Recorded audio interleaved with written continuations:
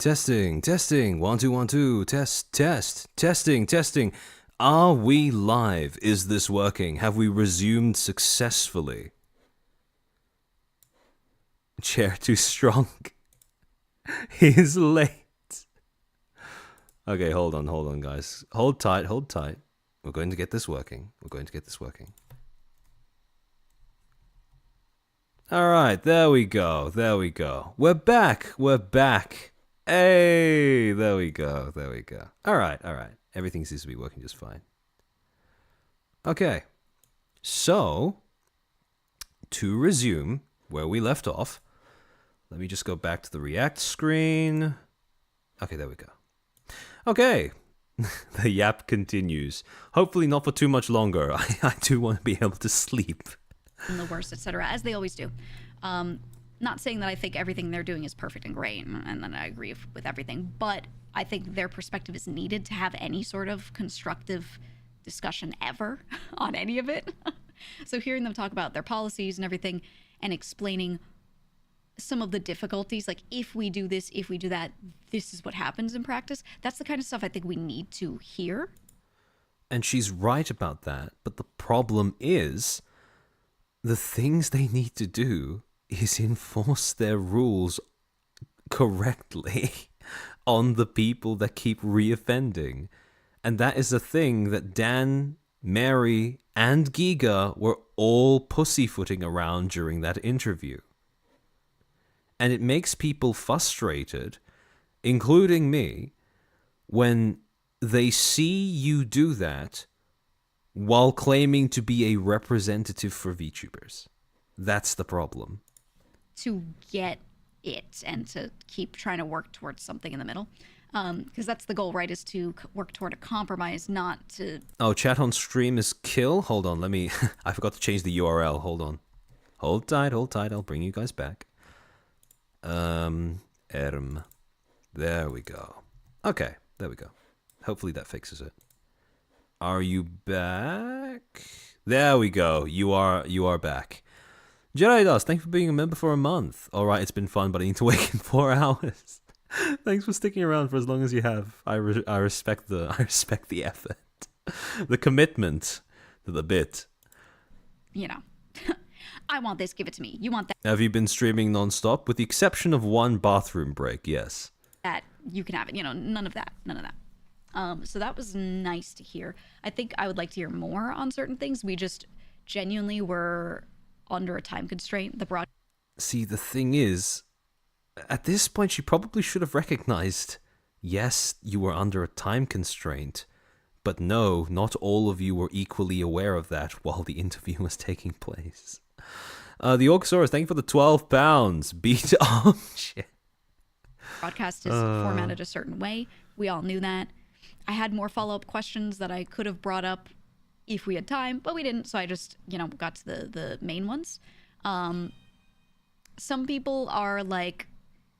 Okay, when I say some people, I mean I've seen this commented 3 times, so it's really not much at all. Sure. But I want to clarify, I did not give them questions beforehand that they approved and said, okay, you're a... This is the same point that she brought up during her previous stream. But again, I will reiterate, it doesn't matter if you were given, like I said before, right? And this is something that is very specific to VShojo as well. In the absence of written rules, social rules take place. And when you don't have a written requirement on what you can or can't say, but you want to be socially agreeable when you're interacting with another person, you are going to go along with what they want you to say. It doesn't need to be written on paper, but it's going to happen anyways. Different justification, different cause, but same outcome. Didn't Giga review the VOD and see the time allocated? Well, again, it's hard to tell whether she was told how much time she was going to have going into the interview. Because based off of what we saw from the interview, it didn't seem like she was really keeping track. Allowed to ask these. Okay? I did not get a script from them. I did not get told that I wasn't allowed to say anything or ask anything or use a certain tone or anything like that. Everything I said was purely just me and what I wanted to sit there and say. Okay? Just saying. Like I said, it's really difficult to distinguish between whether someone was given a pre-prepared script or whether someone is a naturally agreeable person just getting railroaded by somebody who knows what they're doing and is being assertive. And I am willing to believe that this was the latter. Because it doesn't take a lot to draw the conclusion that Giga seems to genuinely want to get along with Dan Clancy. I don't think it's because of some sort of sinister nepotistic reason or anything like that. I don't think it's because she wants a favor on call or anything like that. I think that due to her corporate background, she just genuinely understands the benefits of just being friendly to another person that you are associating with professionally.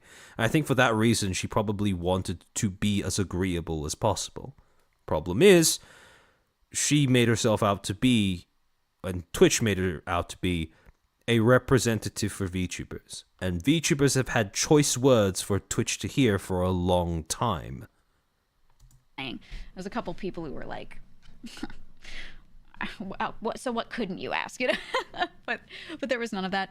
And Dan bringing up the topic on his own was unexpected. I didn't think he was going to do that, and I was prepared to ask that myself, and he just did it, and I was like, oh, okay, cool. And that is why you do not want someone like Giga to be going into an interview like that. Because when you have a question, right? If you're prepping a question and you are convinced that this is the thing that you are going to need to ask no matter what, right? You're walking into there with the expectation that there will probably be some sort of a fight over whether you get to ask and have that question answered. If you go into that interview and not only is it that they are perfectly willing to address it, but they ask you to give them that question before you are prepared to ask it yourself, alarm bells should be going off in your head. You are being outmaneuvered. You're being bamboozled. So the fact that Dan managed to predict that she wanted to ask that question means one of two things, or at least one of two things. Either Dan read her like a fucking book, or she and Dan Clancy think along very similar lines. Neither of these qualities make for someone who is a great advocate for VTubers to speak to Twitch. And the thing is, I don't know if she realizes that. So, you know, you hate that it has to be stated. It's fine. I'm just doing it for avoidance of doubt, right? And then I still think, here's what I think based off of what I see people responding with, some of the constructive thoughts, whatever. I think everyone's focused on the wrong thing. Okay, that's quite a bold opening gambit. Let's see where she goes with this. I think everyone's focused on the wrong thing, and the reason why these conversations don't go in any direction that makes anything happen is because everyone on both sides, their focus is wrong.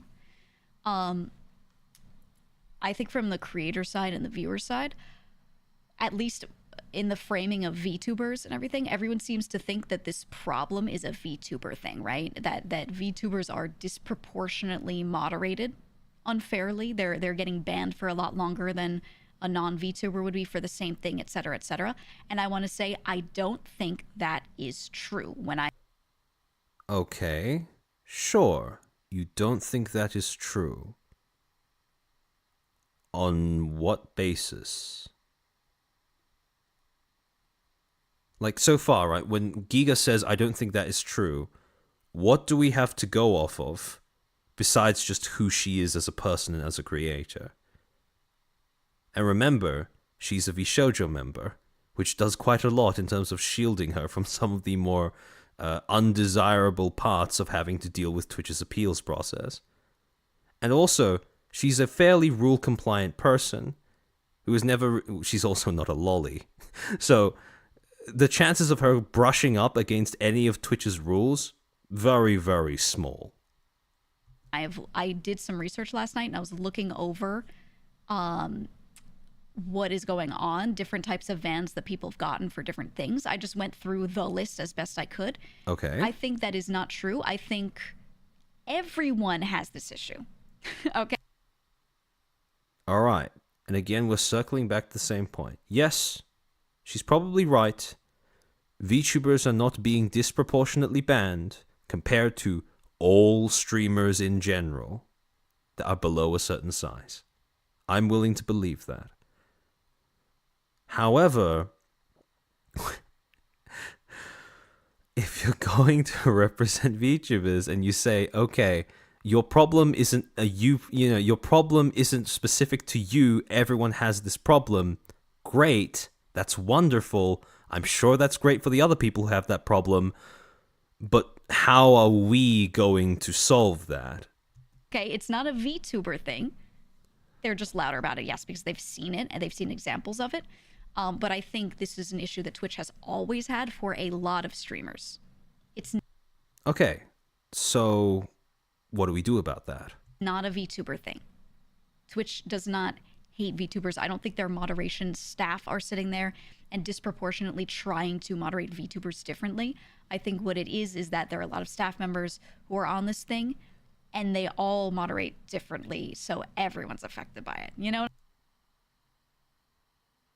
That's even worse, no? If all of the individual moderation staff are just essentially just doing things individually with no sort of uniformity between their decisions or how they make those decisions, you telling us, okay, it's not a VTuber specific problem, doesn't bring us any closer to fixing the problem. Random Boy, thank you for the 2. I hope a VTuber will ask tough questions next time. Me too. Me too. What I'm saying? So I think the problem is a lot of people focus on this when it happens to a VTuber, they go, oh, it's disproportionate to VTubers.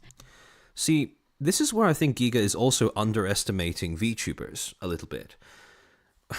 Having watched her content prior to this point, when she talks about indie VTubers previously, right? She does very much have a little bit of a disconnected attitude towards them. And when she talks about things like, you know, the small indie VTuber rat race, etc., I understand wanting to distance yourself from that. Especially since she's now in VShoujo, right? That's something that, rightly, she doesn't need to worry about. But I think she underestimates why it is that why it is that saying this is a VTuber-specific problem, VTubers are being discriminated against, is in and of itself a problem-solving response.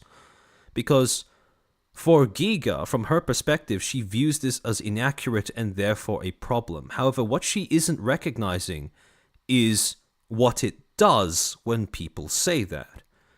To put it bluntly and to put it crudely, it gets people angry. But it doesn't do just that. It gets people angry and it starts to get them to unify as an in-group.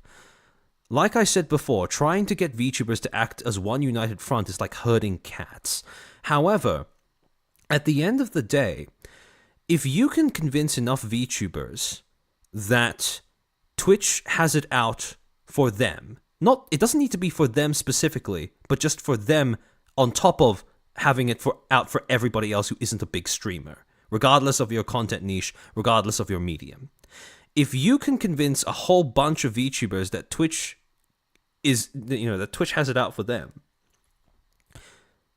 they all get together and they start making noise. And what we have seen is that there are only 2 things that Twitch is willing to respond to: legal threats and noise. And so when VTubers say, yes, we are being discriminated against, yes, this is a VTubing specific problem, again, I'm not entirely convinced that whatever her data is says that that's not the case, but for the sake of argument, I'll assume that she's completely right about that. When she just says, it's not an accurate way of looking at the problem, she's neglecting to realize that this is one of the only ways that you can actually react to what Twitch is doing. When Twitch refuses to communicate with people who have gotten banned for no reason, and the only avenue open to you to get their attention is fucking Twitter? Well, when VTubers say, yes, it's a VTuber-specific problem, yes, we're being discriminated against, it's not really just complaining. It is complaining with a purpose that is all the more validated by the success rate at which it works. So, her assumption going in that it's just this thing that people do for apparently no reason is, I think it does underestimate the group of people that she is supposedly representing a little bit, which, like I said before, right? Is this something that can't be abused? No, I'm sure it has been already. But in the absence of a proper solution that can be pursued through official channels that Twitch has provided, we're kind of just stuck in a situation where whatever the fuck works, works, and people just go with that. So then staff thinks that that's the issue. They look into it and they go, it's not, though. They don't say, like, this is a general problem, but they're like, hey, you know, to answer that point specifically, this is not disproportionate to, like, a specific group. So here's the problem, right? Giga correctly points out that if it isn't the case that VTubers are being disproportionately penalized, and you go to Twitch and you say, why are VTubers being disproportionately penalized, they can just dismiss the question by saying, yeah, that's not the case, right? By just waving it off and saying, no, that's not true. The problem is, okay, where do you go from there then? Because let's take what Giga says at face value, right? Let's say that this isn't a VTuber-specific problem. The VTubers are not disproportionately affected by an unfair moderation system. The system is just unfair to everybody. Do you really think that if you approach Twitch and you say to them, yeah, your moderation system is unfair to everybody, that that's going to bring them any closer to addressing the problem? Do you think they're going to be any more willing to admit, yeah, it's not just VTubers that are being fucked over by our moderation practices, it's all of our streamers in general below a certain size? Do you really think they're going to admit to that, and that is going to give you somewhere to go in that conversation? Because I don't think it is. I don't think Twitch is going to find that to be any more palatable of a thing to admit to than just saying, yes, we discriminate against VTubers. Because at the very least, VTubers are not a protected class. You can discriminate against them and they will have no lawsuit that they can pursue against you. Because, like I said, VTuber isn't a protected class. But if you say all streamers in general beneath a certain size are getting screwed over equally by your moderation system, what is Twitch going to say to that? Are they going to say, yeah, you're right, actually? No. They're probably going to shut down the exact same way. Maybe they just go silent instead of outright just saying no. But you're still not going to be able to get any further in terms of getting a response going. Glenn, thank you for the 100. Damn, you're still going. Gonna have enough VOD watching for the whole week. Can't watch now, have IRL stuff to do. Cheers from DK. Thank you for showing up. Thank you for your generosity. VTubers are the most oppressed people. We should be a protected class. We have special needs. Well, maybe we are special needs, but yeah, it's a rough world. So again, the thing is, yes, Giga is correct. Technically speaking, again, assuming that she's right, that VTubers aren't disproportionately penalized against, which, I'm going to be honest, if you want more people to believe that, you're going to have to start releasing some data. Let's assume that she's right about that.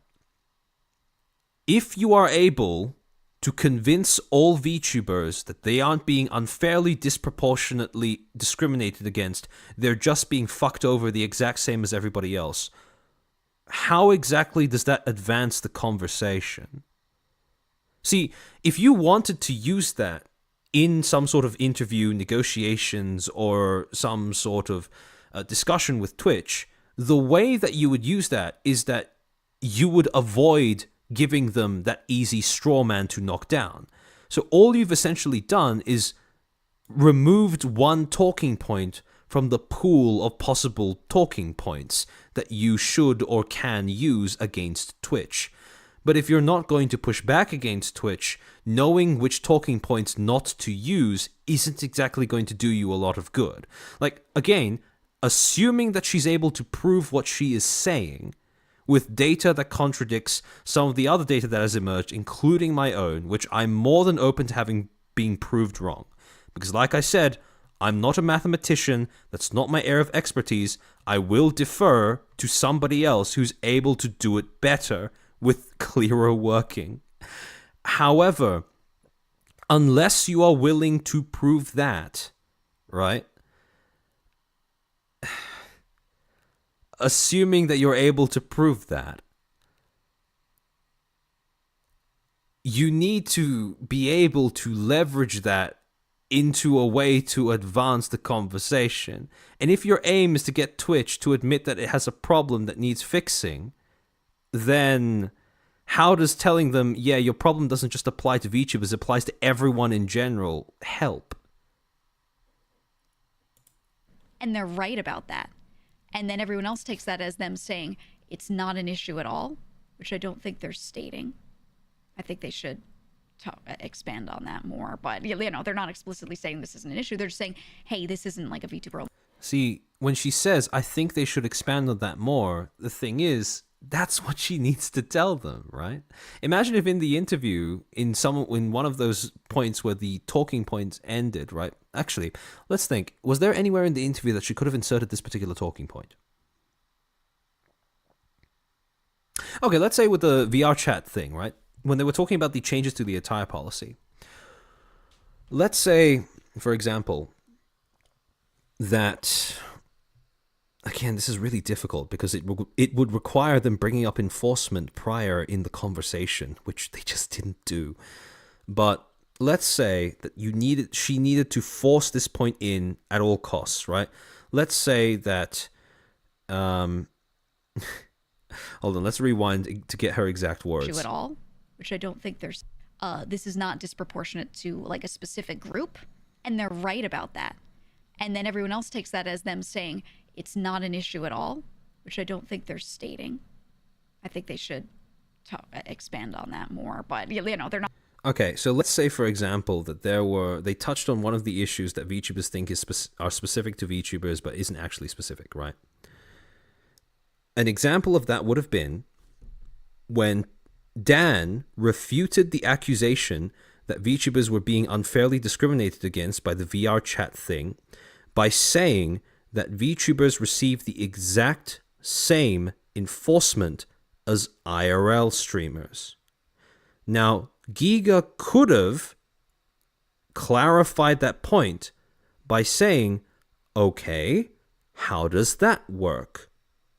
But instead, Dan simply hand-waved the issue away by saying, I don't want to get into the nuances of that, etc., etc., etc. Now, if Giga was willing to be disagreeable there, what she could have said was, I understand that you may not have data and evidence and, you know, records in front of you right now, but it would probably be good for people who are watching to hear what some of those nuances might be. Or if you have an example of an instance where an IRL streamer received an enforcement that a VTuber would also share if they did the same thing. Just something along those lines where she would push back even marginally against him trying to hand-wave away a clarification that people would very reasonably want. That would have been all the difference in that moment. And when she talks about it here, right, this is basically the streamer equivalent of rehearsing an argument in the shower after it's already over, right? When she says that's something they should probably specify, you had an opportunity to do that in the interview. I understand if you didn't, because that was probably something that you were rushed into last minute. But If Giga ever gets the chance to do this again, and I'm not entirely sure that should I'm not gonna lie, I'm not entirely sure that should happen. It would be nice if she demonstrated the ability to actually pursue that kind of clarification that she just suggested in her own stream. Not explicitly saying this isn't an issue. They're just saying, hey, this isn't like a VTuber only thing. So when Dan got up there and was like, you know, the standards we hold you guys to are the same, I believe that. I think between groups, the standards are the same. The problem is still just that the moderation's inconsistent in general and everyone's affected by it. That's my thought there. So again, she's not being specific with how those two things are linked, right? So she says two things. One, moderation is inconsistent. Two, everyone is affected. How that happens in two stages. First, the moderation is inconsistent. People who keep repeat offending are for some reason given passes. It doesn't matter whether it's someone who's trying to plug in OnlyFans or her son talking about Jews for the 10 billionth time.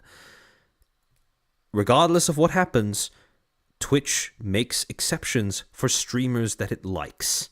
We don't know why it happens, but based off of what we've seen, that's generally the most reasonable assumption, because nothing else explains it. So first that happens, and then when Twitch makes the exception, they need to find a way to justify that exception to literally everybody else who uses their platform, which means they change the rules. Either they change the way the rules are written fundamentally, or they keep adding stipulations onto existing rules that make it more confusing each and every time. And only once those rules have been changed is there some sort of visible reaction by the rest of the people who use the platform, because that is when they are affected. And that is a cycle that needs to be broken. Because if Twitch keeps changing the rules for a bunch of streamers that don't care about them, and the only people who are affected are people who are abiding by the old rules anyways, you're not exactly creating the recipe for a successful and mutually respecting relationship there between Twitch and its streamers. So I think the more we sit there and we complain and say Twitch hates VTubers and they they do this, they do that, it's disproportionate toward them, etc., it's unfair, I think that takes the spotlight off of the real discussion, and I think what it does is it actually slows progress to fixing this issue. So what is the real problem? If the real problem you're suggesting is that Twitch is equally unfair to everybody below a certain size, okay, how does that help? What is the real problem that you are identifying here? Because so far, all Giga has said is it's not a VTuber-specific problem. And sure, that might be accurate, but, I mean, what do we do with that information? How does that help? Because we know that getting angry and getting loud helps. Yes, it's not consistent. Yes, not everyone's able to pull it off equally effectively, but it works. What Giga is suggesting is something that I don't think she intends it to be this way, but without her being aware of it, what she is advocating for is going to create a sort of reaction where people are more inclined to give up and be hopeless in general than to get angry and try to do something. Because when you are under the belief that VTubers are being discriminated against specifically by Twitch, and you act on that impulse because you feel like there is an in-group that you can join to fight against an injustice. But when you say, oh yeah, Twitch just hates everyone beneath a certain follower count, or beneath a certain CCV, or beneath a certain number of revenue, what is the response to that? Just grow bigger, forehead. Just join an agency that Twitch cares about. You know, that's not really something that people can do something with. And as a result, if that is the mindset that they're using to approach this, nothing's going to get done because they're going to give up before they even try. Personally, I think people try to keep focusing. It's not just VTubers, so just deal with it. It's not a very helpful attitude. Yeah, exactly. Focusing on VTubers, and then staff are like focused on saying, hey, it's actually not. I think she's just trying to shut down the fight by saying it isn't actually a real problem. I don't think it's that sinister. I think Giga just wants people to start talking about what she thinks is the real problem. The only problem is, okay, yes, you can get people to pivot into thinking that this is a bigger problem than just for VTubers. But what do you expect people to do about that? You're part of VShojo, an agency that can't even seem to wrangle the limited number of VTubers that are co-workers under its one banner. How do you think you're going to get all streamers on Twitch to somehow unite together and fix this problem? How does acknowledging that this is a problem that applies to all streamers equally, not just VTubers, bring any streamer in particular or any group of streamers any closer to fixing that problem? Maybe, yes, it allows... Maybe, okay, you can say that, all right, Twitch spends less time knocking down straw men. All right. So what are you going to do with that extra time that you're given? Are you going to ask them about why their enforcement is so inconsistent? Are you going to suggest how they could make their enforcement more consistent? Are you going to, again, like what are you going to do in your discussions with Twitch? Because very obviously, they have established that they are not going to talk to you unless they can get something out of you. It's just that Giga doesn't seem to realize that they got something out of her. The thing is, and the reason why I say that... How do I say this? I'm going to say something that might be a bit of an unpopular sentiment. And I say this because I do kind of exemplify this myself. VTubers, as a group, actually, scratch that. Content creators, right? A lot of us tend to be people who are, for want of a better way of describing it, very capable of acting selfish. We are people who are very capable of identifying whether something will benefit us or whether it's just going to be some sort of charity maneuver. And even then, it benefits us in ways besides money. If you want VTubers to get together and unite to fix a problem, as long as there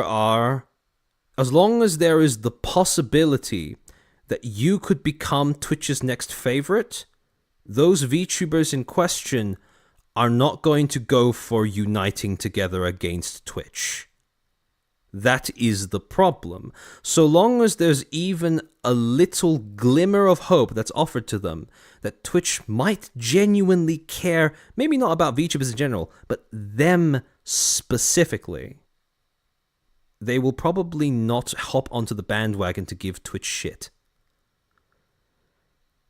And the thing is, being honest, being brutal, being disagreeable in that interview, asking Twitch questions that they do not want to answer. Yes, that may result in Twitch never giving another interview to a VTuber again. But the benefit of that is that it will put all doubt out of the minds of everyone watching that Twitch actually gives a shit about its content creators beneath a certain size. And the thing is, content creation beneath a certain size is a fucking crab bucket. As long as there is a chance that you're going to be able to climb to the top of the heap, you're probably not going to extend a claw back down to pick somebody else up to get to your level. So the only way that you can make everyone move in one direction is by showing them how little Twitch cares. Now, when I was commentating over that interview, I was pointing out all of those little things that Dan and Mary were doing that indicated that they had little, if any, interest in their VTubers, in the VTubers that operated on their platform. Now, I didn't do it with the intention of making people angry, but I did it to point out that all of those things were being glossed over, despite the fact that they portrayed a very clear picture of a platform that doesn't care about its creators. And if you allow Twitch to sell this idea that they might not care about all VTubers, but they might care about you, nobody's gonna want to do anything. Unless they feel like maybe they can get clout by doing so. I really hate to say this, but when Shonda got the amount of support that she did, when atting Twitch and talking about how unfairly she was treated, a lot of that support came from her followers. A lot of that support came from her friends. But a lot of that support also came from people who thought that they could get clout by signal boosting what she was saying. Because siding with the poor little sickly girl who's supporting her family with her streaming income against this big evil faceless company that doesn't give a shit about one of its most vulnerable creators, that's an easy PRW. And people are going to take that shit if they feel like they can own it. And at the end of the day, when you want to figure out how to motivate people to get change done, you have to go back to the lowest common denominators, and that's the problem. Because Giga...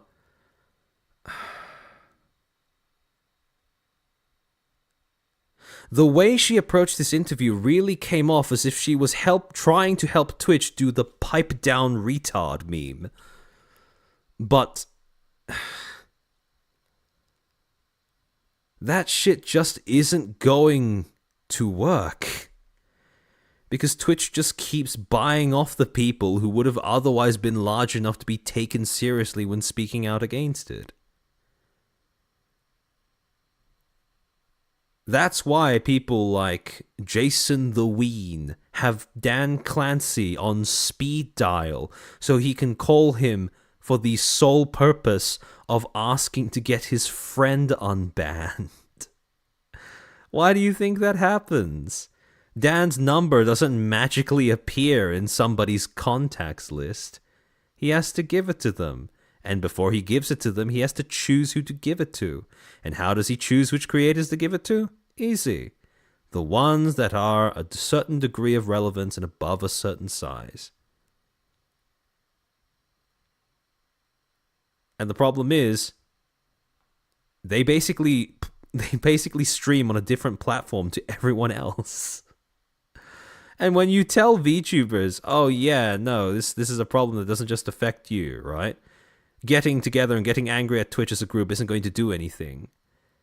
Well, you're kind of downplaying the only real strategy that we have as a group against platforms in general. Yes, I don't stream on Twitch, but I watch other people stream on Twitch, and I stream on fucking YouTube, which is no better when it comes to its moderation and appeal system. I mean, look at how Brave got most of its towns demonetized. What is the default approach to get YouTube's attention? It's not anything to do with the appeals process. It's not even going to a fucking lawyer. It's trying to get as many people to at them on Twitter at once as possible. But at the end of the day, when your companies insist on shutting us out, that's all we have available to us. The only benefit that Twitch has over YouTube is that, ironically, quite similarly to VShojo, it's able to hide the fact that it is just a faceless corporation that has to operate in accordance to the rules of all corporations by just using the people that represent it as a shield and a distraction. And Giga is falling for that distraction. Which is what makes it so exasperating to watch as she tries to represent all VTubers who stream on Twitch in this conversation. Like,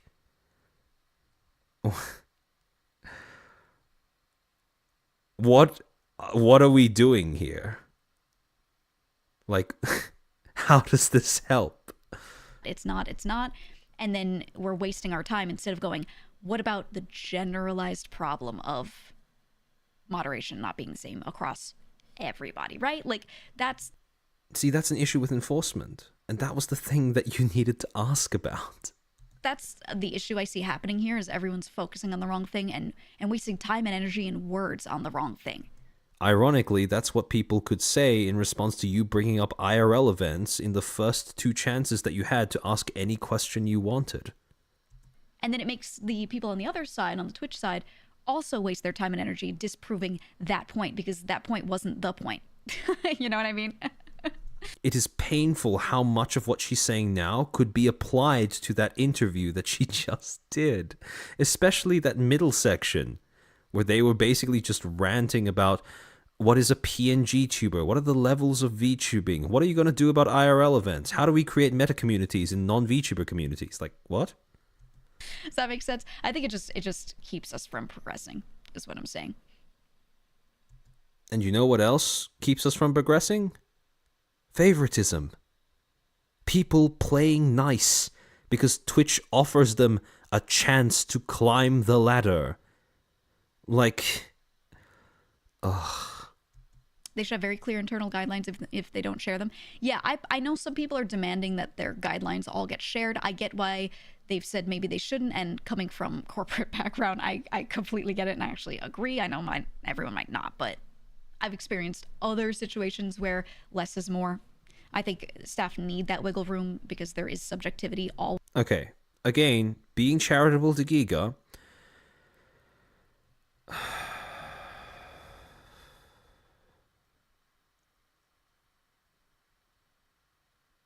how do I say this?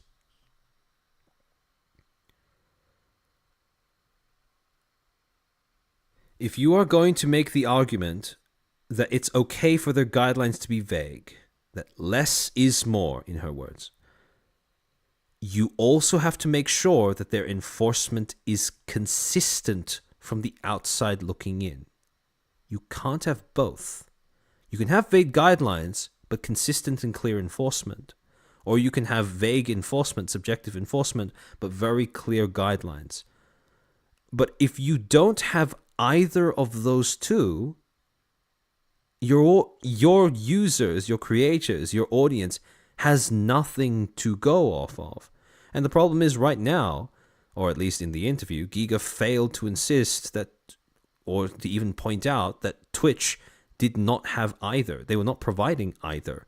Their rules were vague, but with this their rules were vague, their rules were too vague while their addendums were too specific, and their enforcement was so inconsistent that nobody could discern any pattern beyond simply these arbitrary streamers seem to be more preferred and more favorably enforced against than their peers. Twitch has none of the things that she is suggesting. And she had the chance to ask them about why that is. She just didn't take it. Always in this, because when you're moderating someone, it's not always about where they drew a specific line. It's about their intent behind things as well, et cetera, right? But that being said, yeah, they need strong internal guidelines, and we don't know what those are. Okay, so how do you reconcile those two things? They need strong internal guidelines, but we don't know what those guidelines are. So how do we make sure that they have strong internal guidelines? The only possible way is through consistent enforcement. And when they don't have consistent enforcement, assuming they have strong internal guidelines is useless. Saying they need strong internal guidelines is useless because you have no way of forcing them to prove that they've done that. And what we see on the outside makes it look like they don't have that. What we can see in front of us makes us think they don't have that. See, the way that she's phrasing that implies that, okay, if we don't see it, that might not mean it's not actually there. But when it comes to enforcement, like, if you want to get across the idea that your enforcement is consistent, well, I don't really know what to say. Just give your audience more information on how you have enforced. We went through on my previous Twitch streams, Twitch's quote-unquote transparency report. The problem is, those transparency reports just use numbers to try and hide the fact that Twitch was playing favorites with its streamers. Like, you can see on an enforcement report, right, that, for example, 92% of reports result in an enforcement action, and only 10%, oh, actually, sorry, what was the number again? I forget. Only 7% of appeals actually end up going through. And that makes it sound like their enforcement system is great, that their enforcement system is only ever handing out penalties to people who actually deserve it, and only very rarely are there any causes for appeal, genuine causes for appeal. But the problem is, you are trying to use numbers to fight anecdotes and the things that people see and memorize in front of their eyes. How do you use numbers to refute the fact that one of the biggest streamers on your platform has the CEO on speed dial and that he feels comfortable enough asking the CEO to speed run his friend's unbanning? Like, you can't explain that away just using stats and numbers and information, because I'll be honest, the only way you can get rid of that kind of thing is by setting examples, making public shows of faith. Like, it's just so... So we have no reason to think that they do, right? So that needs to be shored up for whatever reason. Why doesn't it look this way? If you actually do have them, why isn't it enforced right? Do people need better See, the thing that kills me is that she could have asked these questions in the fucking interview.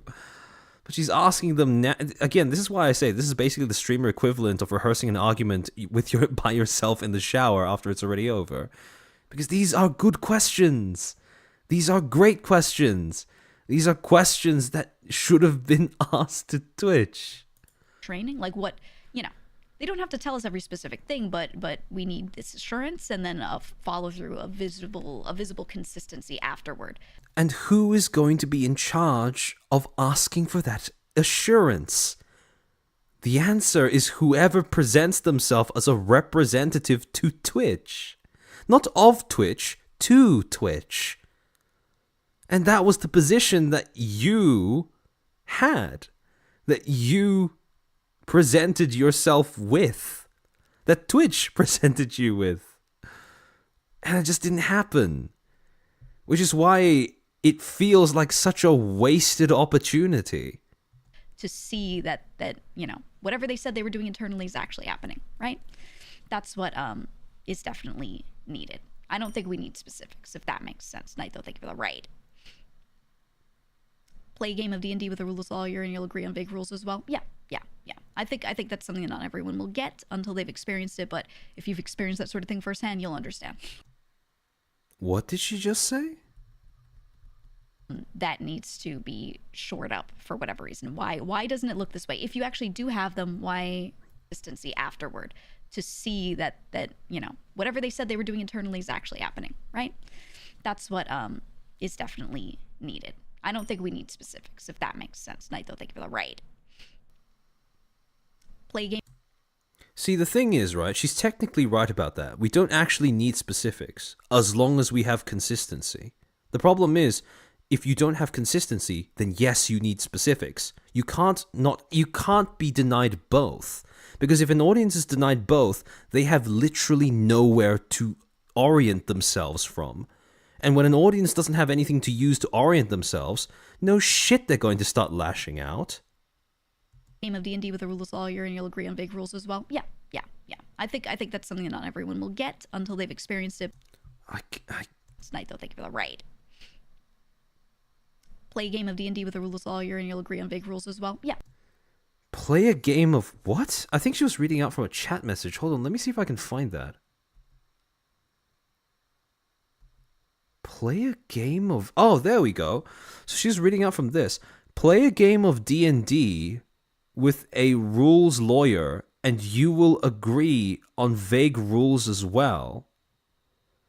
See, the problem is this message misses out on the fact that, yes, the dungeon master can set vague rules, but they still need to be consistent with how they enforce those rules. If the dungeon master has vague rules and they use that as an excuse to just make choices that don't make any sense, no shit, it's going to become an unenjoyable campaign. It's the same sort of thing with Twitch. Yes, your rules can be vague, but you need to be consistent. And the alternative is, like I said before, you need to choose at least one. Either you are specific or you are consistent. If you are neither, you are fucked. And then a follow through, a visible consistency afterward to see that whatever they said they were doing internally is actually happening, right? Agree on big rules as well. Yeah. I think that's something that not everyone will get until they've experienced it, but if you've experienced that sort of thing firsthand, you'll understand. I'm not okay. You'll understand. You don't need to divulge everything, but we need to feel like that exists on the inside and is being enforced. You know how you get people that feeling? You give them more information, or at least you give them the ability to ask you a question that you can't answer. It may sound a little illogical at first, but fundamentally that's how you do it. Right. People need, and again, I understand Giga not wanting people to just get up in arms, right? I understand the instinct of wanting everyone to just calm down and approach things calmly, rationally, etc., etc., etc. Again, I'm choosing to ignore the fact that these are things that she hasn't proven that she's capable of doing in times of distress for herself, especially those related to her company. But you can say that, but at the same time, if you don't acknowledge that people feel a need for emotional catharsis when they've been confronted with month after month of being stonewalled by someone who they are technically forced to rely on for income, or something that they are technically forced to rely on for income, well, I mean, you're not going to do a great job at being someone who they can look to for representation and advocacy. See, what VTubers were looking for...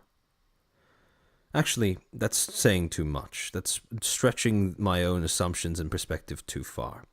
I'm going to correct that. My assumption of what VTubers were looking for during that interview, and let me be very clear, this is my assumption, is clarity. They were looking for a sign either that Twitch actually does care or to look for confirmation that Twitch doesn't actually give a shit. The problem is, what we got were plenty of signs that Twitch doesn't give a shit, but it was passed off under the veneer that seemed to imply they did. And at least for me, as someone who was really autistically scrutinizing all of the little things that happened during that interview, part of the reason why it seems like such a waste of opportunities is because you're going to give more people false hope that Twitch actually might give a shit about them when they don't. That's the thing that strikes me as being the most sad about this situation, where at least if people are angry, they're right to be so. If people just keep hanging on to hope that, oh, maybe someday Twitch will care about me, or maybe someday Twitch will start caring about VTubers that are, not part of a major corpo, or, below a certain size. Like, that's not going to happen. Because Twitch is a corporation, and it's a corporation that doesn't actually need you to stream on its platform. That's what we need and ask for sure. That's my opinion. Do a little EP move, have fun. But yeah, so I think the broader issue is there, and I think the points that they made while we were talking all made sense. The issue is, like I'm saying, we need to see evidence of that happening. How do you think we get that evidence? In the absence of that evidence being voluntarily and organically given, it needs to be asked for.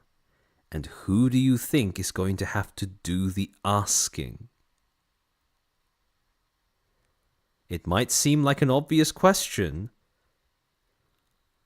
but if you're going to be an advocate, if you're going to be a spokesperson, if you're going to be a representative, It's the first question you need to answer before you even think of walking into that discussion or interview.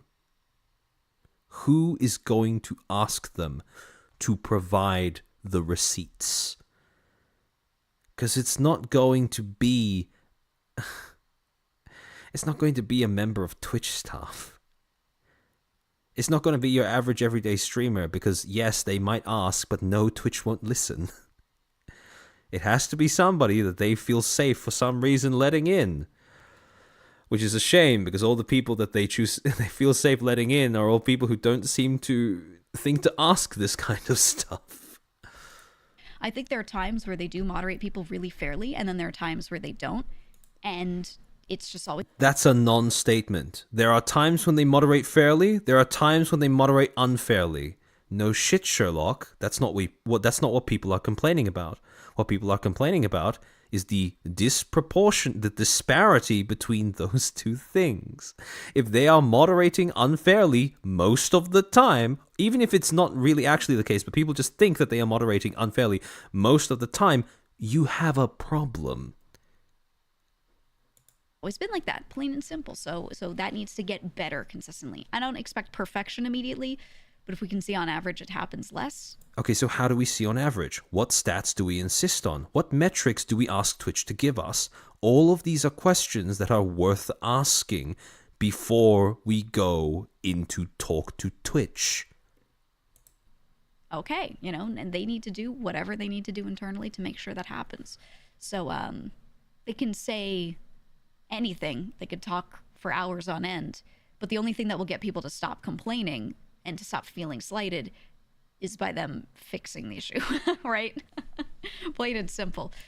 And how are they going to fix the issue? What's going to convince them to fix the issue? And I mean this genuinely, right? Giga is saying this isn't going to get better until they fix the issue. The problem is, Twitch has proven it doesn't really feel interested in fixing the issue. It probably cost them more to fix than it cost them to just let it keep going. And the reason why they are getting away with it is because they keep either buying off the people who would complain, or they keep hiding behind people who otherwise suitable advocates, like Giga, would like to be friendly with, or even worse, want to be friends with. Make no mistake, Dan Clancy is not just your average everyday DJ streamer. He is the CEO of Twitch. And yes, he is still human. But if you're going to talk to Dan about Twitch and how it works, you can't walk into that conversation wanting to be his friend. So I think what they did do is they did talk about things like their perspective on what makes moderation difficult or hard, or certain solutions people say they want not actually work functionally, not work in reality. That was nice to hear, and I think they should do that more. That was nice to hear for you, because you've never had to run into any of those problems yourself. Do you think that the average VTuber who has had to deal with platform fuckery from either YouTube or Twitch cares to hear Twitch or YouTube talk about why it's so difficult for them to moderate their platforms effectively? Fuck no. People don't give a shit about that, especially not when they're losing money. And again, this comes from Giga not really recognizing that she is in a position of, and I hate saying this phrase because of how cringe it sounds, she is in an extremely privileged position that is more than likely affecting how she perceives the entity that she's interacting with, Twitch. Because if you've never had to, and I keep coming back to this example because of how extreme and recent it is, if you've never had to send 50 appeal tickets to Twitch and then be rebuffed every single time with the occasional customer satisfaction survey, then you probably will be okay with hearing Twitch out when they complain about how difficult it is for them to moderate their own platform. But on the other hand, if you have been through that grueling process, if you, for example, have been through the grueling process of having to throw down with YouTube over a copyright claim that came from somebody who doesn't even own the music that they're trying to claim, well, no shit, you're not going to have the patience to hear them out. Okay, it shouldn't end here. I think that's kind of why, you know, I didn't come in and like attack or anything like that. I want those discussions to keep happening, and the only You know who else wants those discussions to keep happening? Twitch. You know why? Because they're easy. They can be controlled. That's why Twitch is okay with them happening. way to do that is for me to... Why do you think Shy Lily's interview never went ahead? And at this point, I'm not even certain it ever will. Because it is quite funny how we got one VTuber that got promised an interview, asked the public for questions, seemingly accepted them, and then had the interview disappear into the ether, whereas we had another VTuber go into an interview with no in from the public, no crowdsourcing of questions or opinions, walk in by herself, blind from all apparent angles. And Twitch was perfectly fine with the latter, but not the former. It's just the fact that this coincidence seems to pass unnoticed is something that bothers me immensely when I consider the idea of Giga being some sort of representative for VTubers to speak to Twitch. Be nice about it and have a discussion and not just come in and like mow them down, right? Because okay, so when she says mow them down, the reason why that's a little misleading is because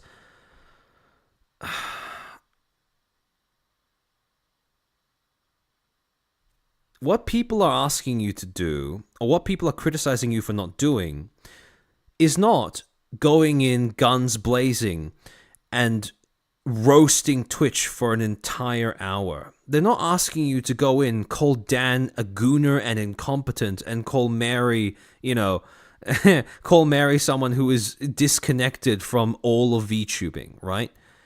Even though we do have circumstantial evidence that emerged over the course of that interview that may have suggested at least a few of those things being the case.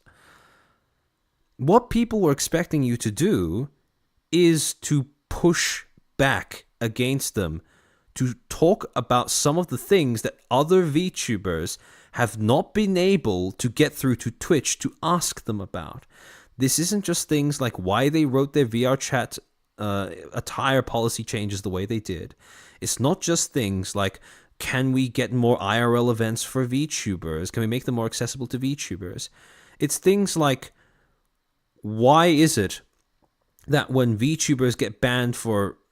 Why is it that VTubers seem to get banned for the same reasons, keyword being seem to be banned for the same reasons, but receive more severe penalties compared to IRL streamers? Like I said, both people who watched my last Twitch stream about Twitch will remember this. But when I was talking about the penalty that Shondo got for mental health concern or whatever the fuck Twitch said, right? She got a ban for 30 days for saying the funny words while forgetting to say in Minecraft. The problem is that is the same ban that was handed out by Twitch to an IRL streamer that live streamed himself, apparently electroshocking himself to the point of bowel failure. Now, I don't know about you, but between watching a person in real life, like you can see them in front of the camera as a person, physically stick 2 forks into 2 toasters, seeing the sparks explode out of the top of those toasters, seeing him fly back onto the bed, and seeing a brown stain spread across the seat of his trousers, That seems like a lot more of a visceral sign that they are self-harming than a little anime girl saying, I'm going to kill myself, and then forgetting to say, in Minecraft, while giggling. Like, how are those two things comparable? Because, yes, they received the same penalty in terms of length, but the reasons why they attracted those same penalties seem to be very disproportionate to one another.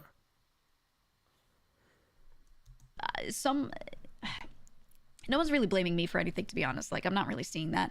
But I wonder, to myself, like, oh, if I had said more, pushed more on this, or been more aggressive on this, would that have been better? And I think... Yes, that would have been so much better. That would have been day and night difference between how that interview actually ended up going. The answer is absolutely not.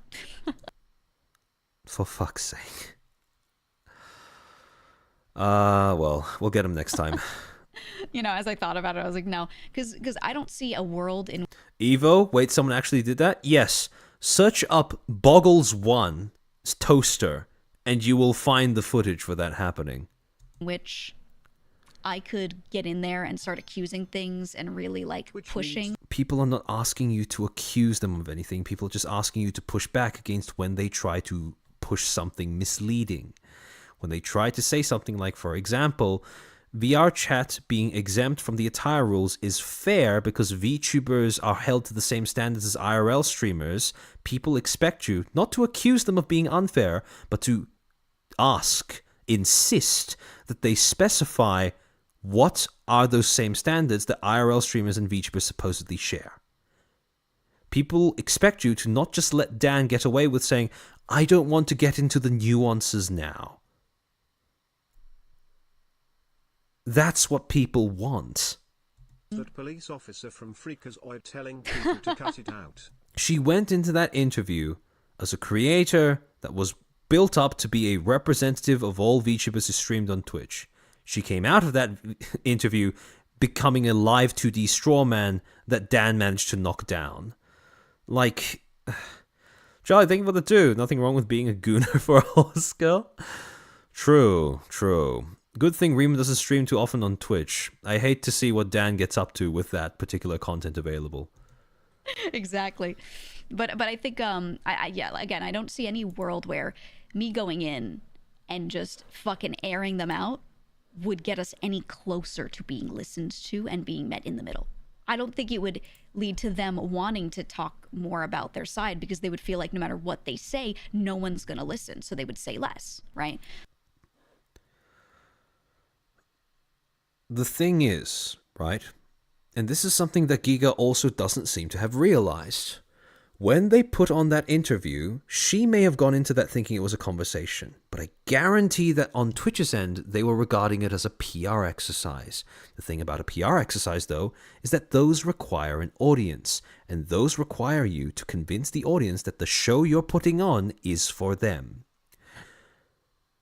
Like I said before, people who are streaming for an audience hate dead air.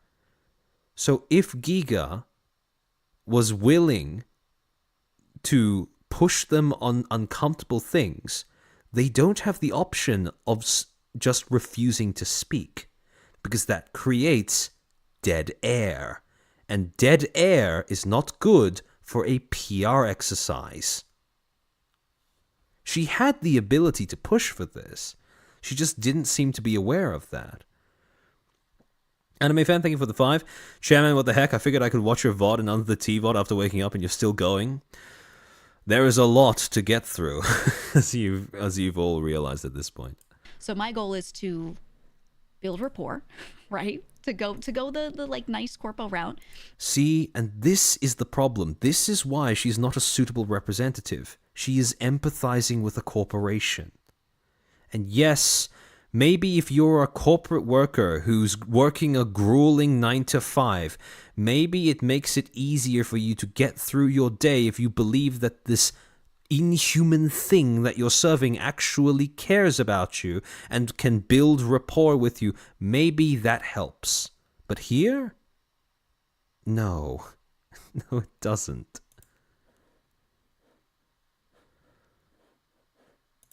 Hold on. It might have frozen. Fuck. Oh, fuck's sake. We were doing so well, too. Okay, hold on. We'll just wait for a little bit. Page unresponsive. Oh, for fuck's sake. Alright. We'll try opening it again. Hold on. What was that timestamp? Oh, great. It blocked it. Fuck. I think it says 37. Hold on. Let's try opening up another version of it.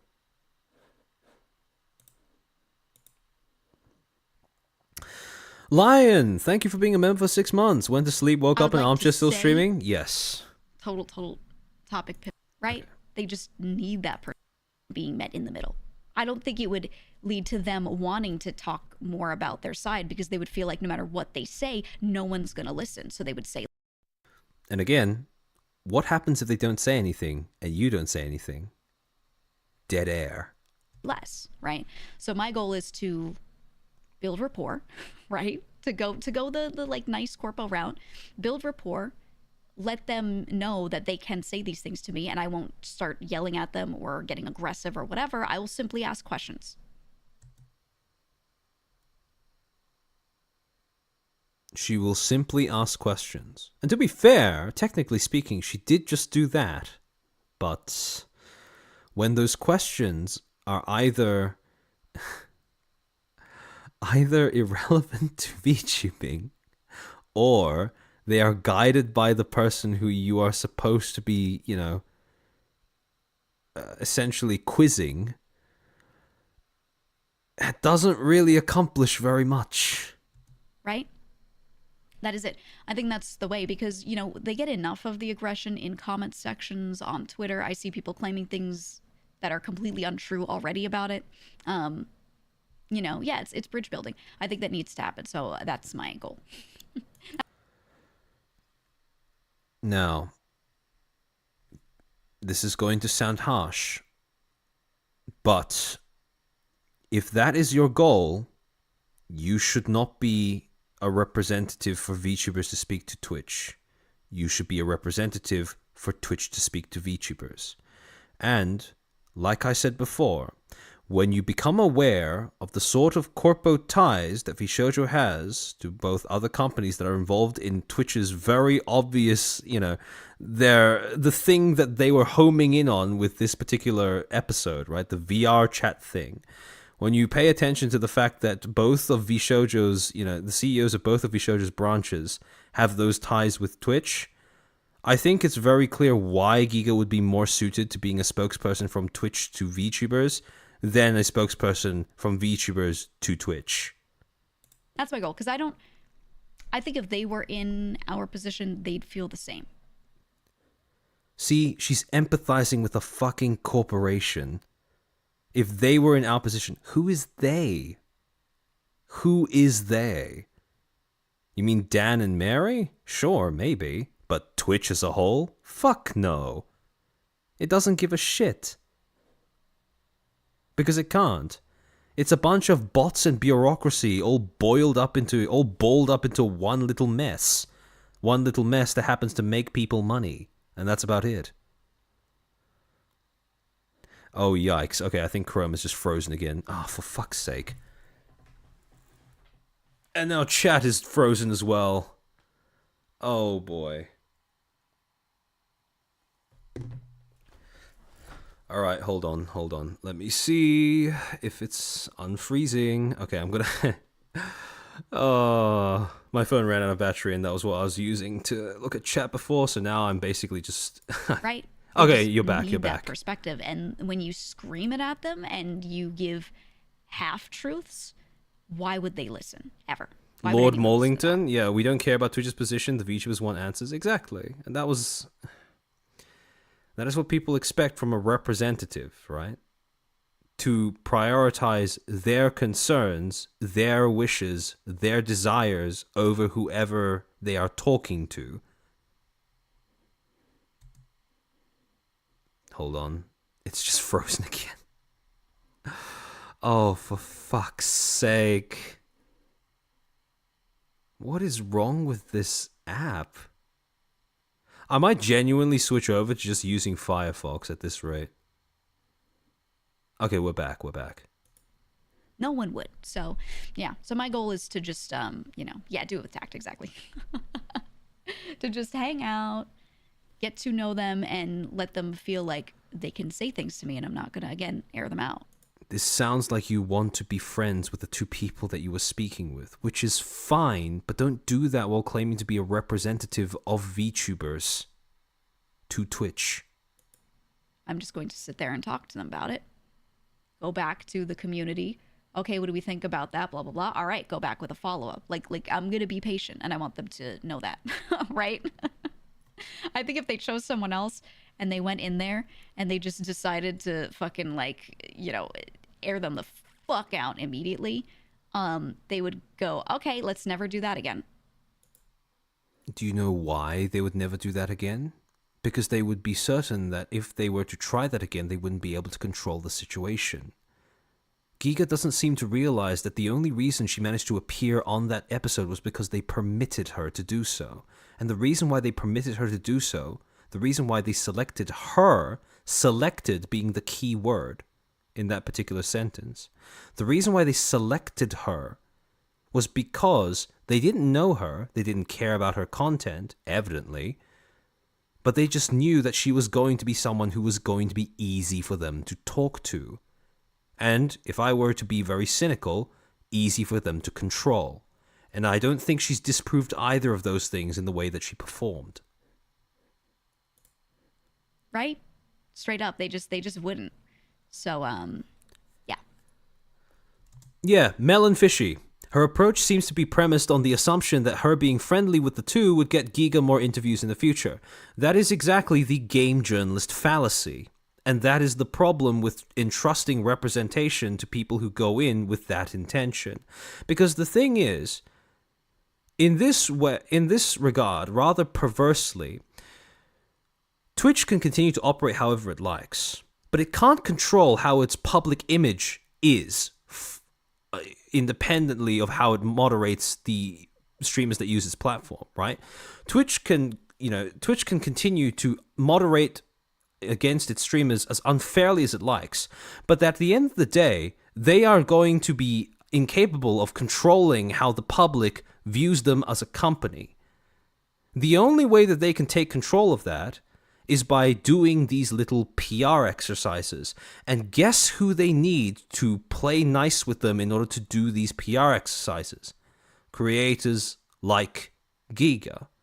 And so in this way, they actually need her to do what they are trying to do, which is to perform a PR exercise in front of their audience, to tell everyone to pipe down, calm down, and shut up. And if she refuses to play nice, guess what? Yes, they can refuse to ever do another interview, but they're also going to start having to soak up and take on the chin every single PR disaster that follows that. And at a certain point, it becomes something that a company doesn't want to do. And if you look at Dan Clancy personally, he strikes a lot of people, myself included, as the kind of person who wants to hang out with the cool kids. And if you want to hang out with the cool kids, you're gonna have to play nice. You're gonna have to look cool. The thing is, Dan can't look cool if no one wants to play with him. And the thing is, yes, he can throw a tantrum. Yes, he can say, oh, you made me look bad, etc., etc., etc. But if he decides not to play with any other cool kids, he stops looking cool thereafter. The problem with this is that it allows Twitch to continue this facade without ever really pushing back against it. That's why this approach towards trying to be friendly, trying to build bridges with these corporations, never actually works in the interests of the audience you claim to represent when you are talking to these corporations. If you want an example of this happening in real time, look at game journalists. Look at what happened to that industry. Look at what that industry is like now. This is an accessibility problem. They are selling accessibility to you in the hopes that you will play ball with them. The worst part is, you don't seem to realize that both your audience and their audience are not one another. Because, like I said before, Giga walked into this interview thinking that she was going to be talking to Twitch. She was going to be talking to Dan Clancy and Mary. That was not the case. The audience for both of them were the people watching. Twitch had a performance they wanted to put on. They put that one on quite convincingly. Well, assuming you switched off your brain and watched that interview. Giga, she walked in with the entirely wrong audience in mind, because she was focusing on Dan and Mary, not the people who were watching. I think we need that. Yeah, you said being able to get a human response to a ban would be a start. Well, I don't think they can. I talked about this yesterday. I don't think they can do that at scale. I think a lot of things people ask for. Funny, we might be watching the beginnings of accessibility journalism, but with Twitch and its streamers. You can bet your ass that if Twitch could settle for only ever having to talk to VShojo members instead of other streamers that use its platform, it would settle for that in a heartbeat.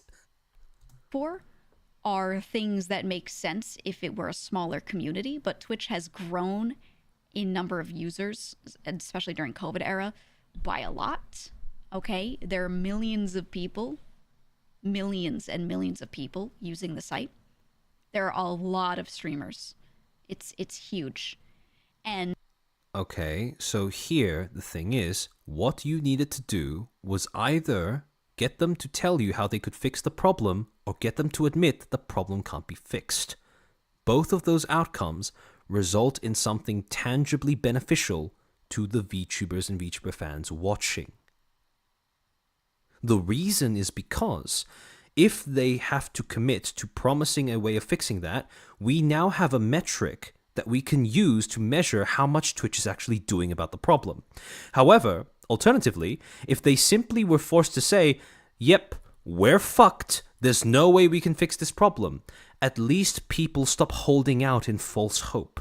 At least now people understand, okay, if I get banned unjustly, the first thing I need to do is make sure I have some sort of video evidence of the moment that got me that ban, and I need to go screaming to Twitter. That's it. That's all you needed to do. Either get them to give you a plan, or get them to give you an admission. It doesn't have to be either, but you have to have, it doesn't have to be both, but you need to have at least one of the two. And I just don't think they've got Morlington are not going to use a human moderation team because they can just run automatons at scale with each robot Sorry, give me a second.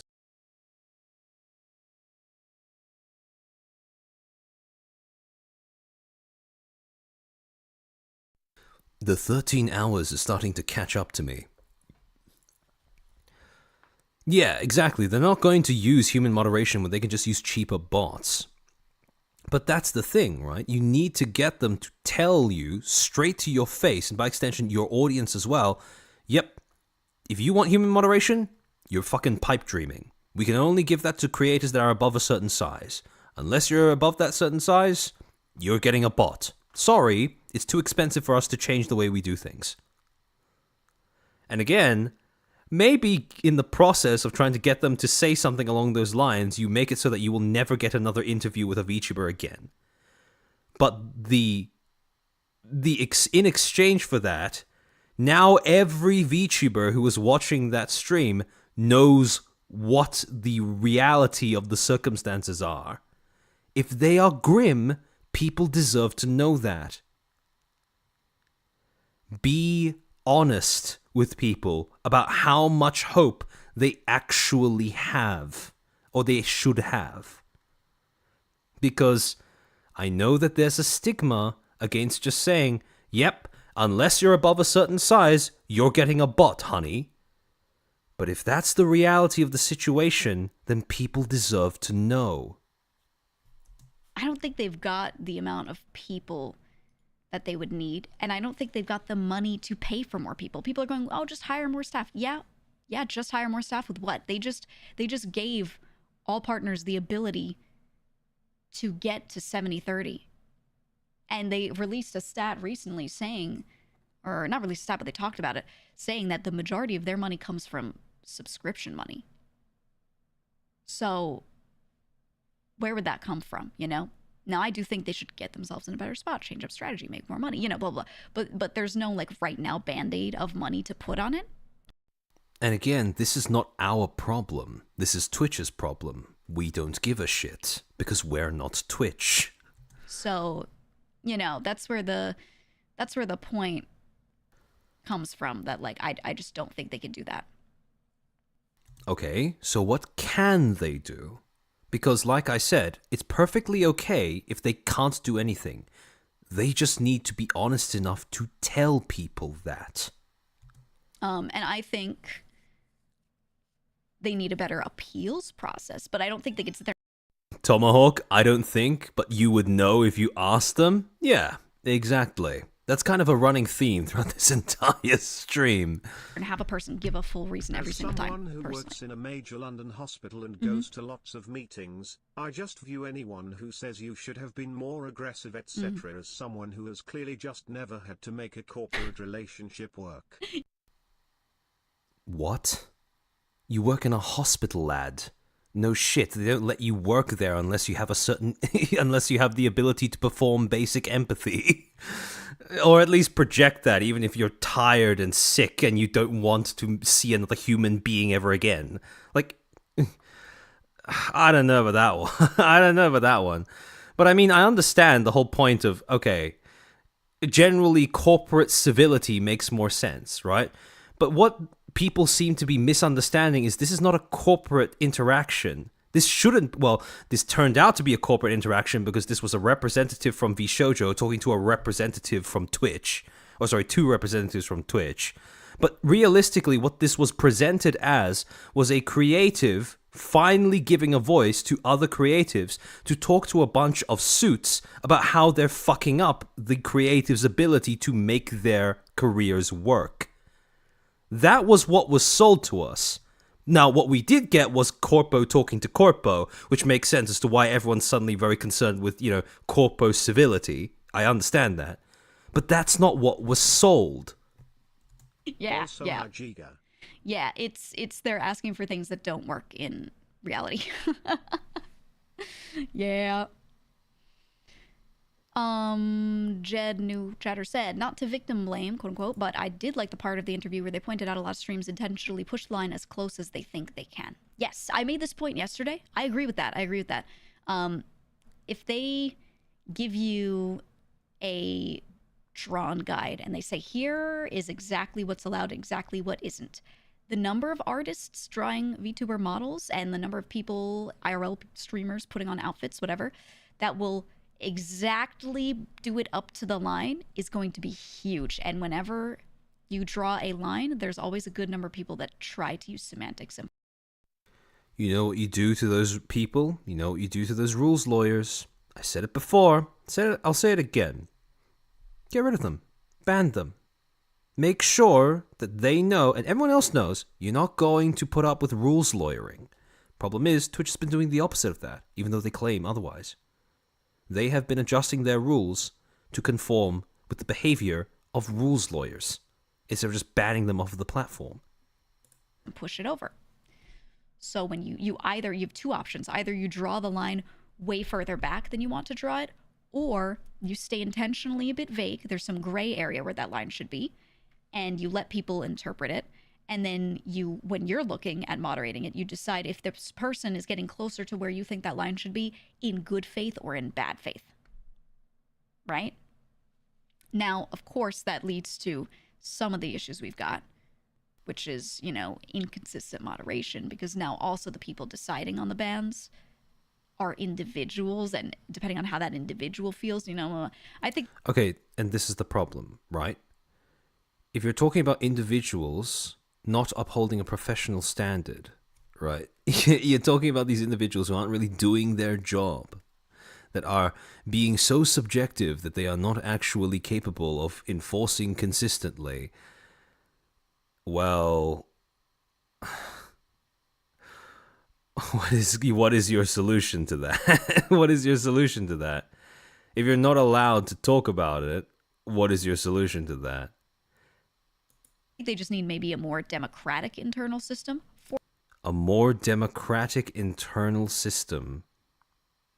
Okay, how does that help? Because democracy just means everyone has a say. For example, I don't know if they have the ability to put time into this, but for example, what we've got in this community is when someone gets banned for something, and it's not a very clear ban, right? It's not this person came into chat and said, "I fucking hate you," right? They came in and it was like their vibes were off. It was a little gray area in any way, shape, or form.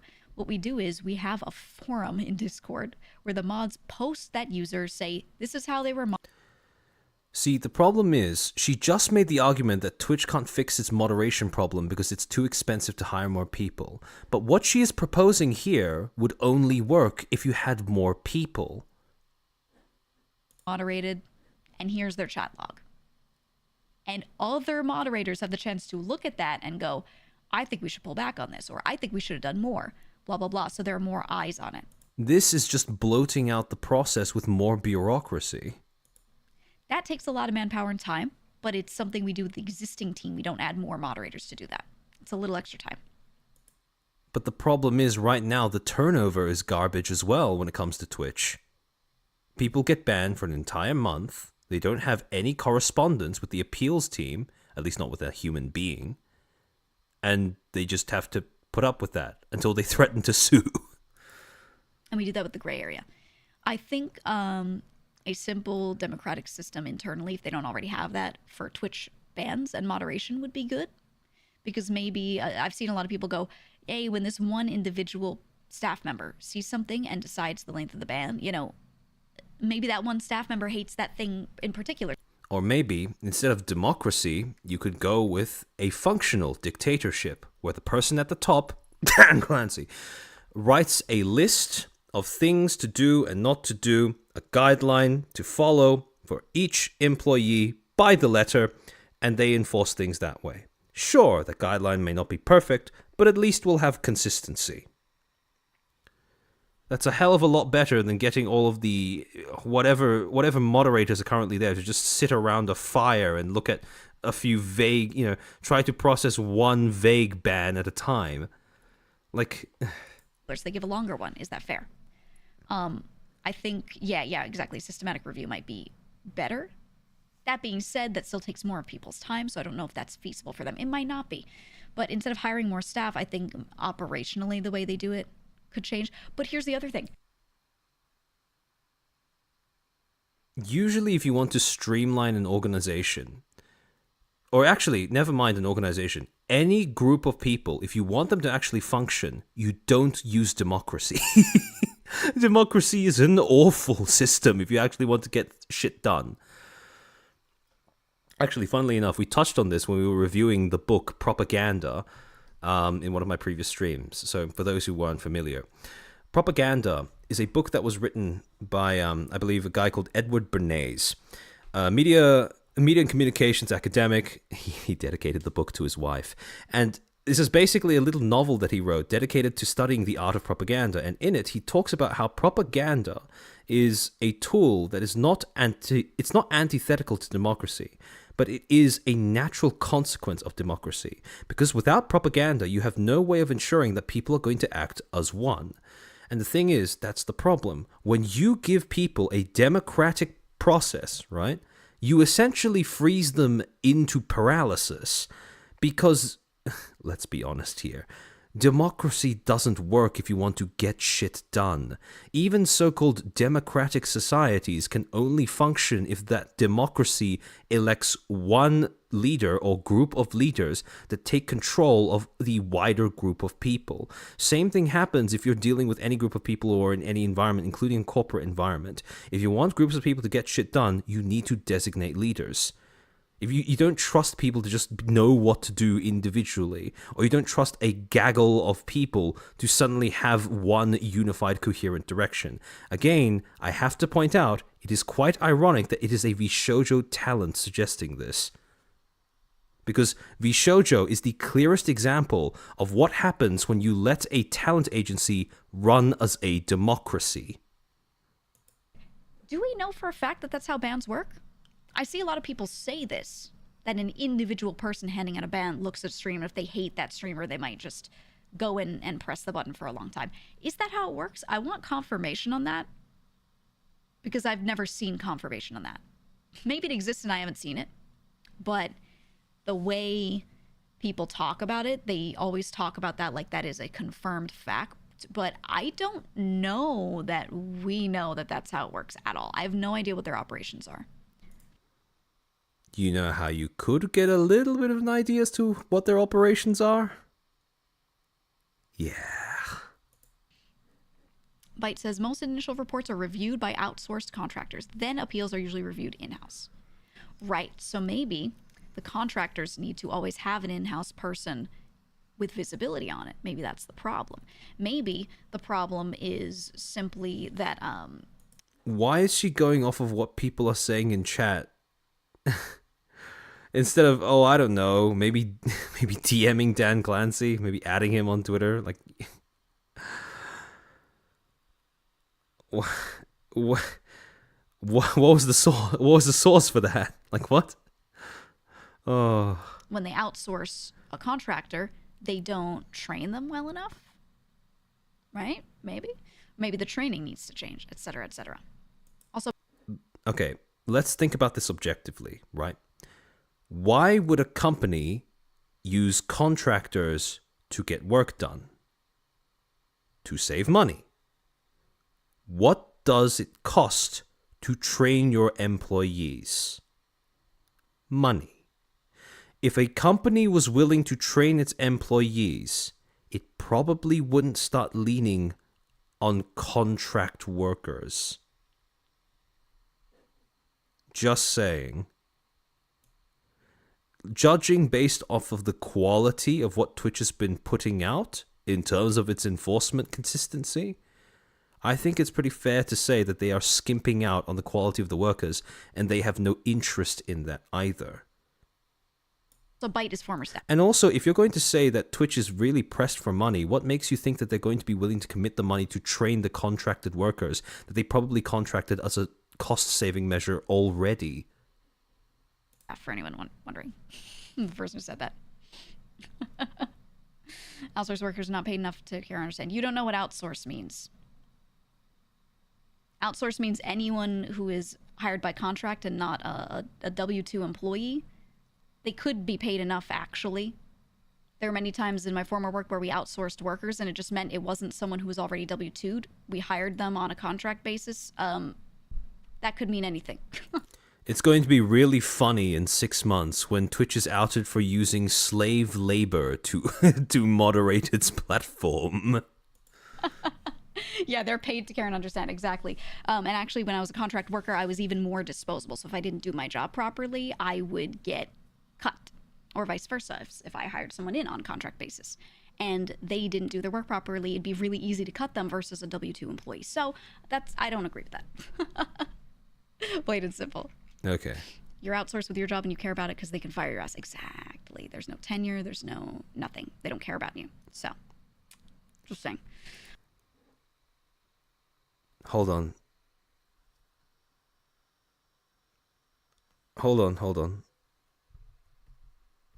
What was that? What's that she just said? I just want to hear that again. Versa, if I hired someone in on contract basis and they didn't do their work properly. Hold on, sorry, the hold on. The audio's gone fucky in my earbuds. I need to fix that for a sec.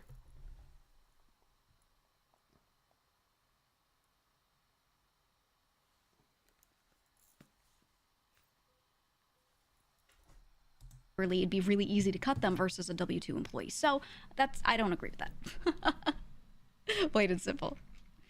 You're outsourced with your job and you care about it because they can fire your ass. Exactly. There's no tenure. There's no nothing. They don't care about you. So. There's no tenure. There's no nothing. They don't care about you.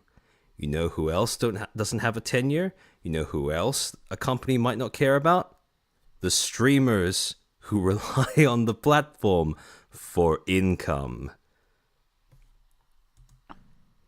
Just saying. Sorry, give me a second.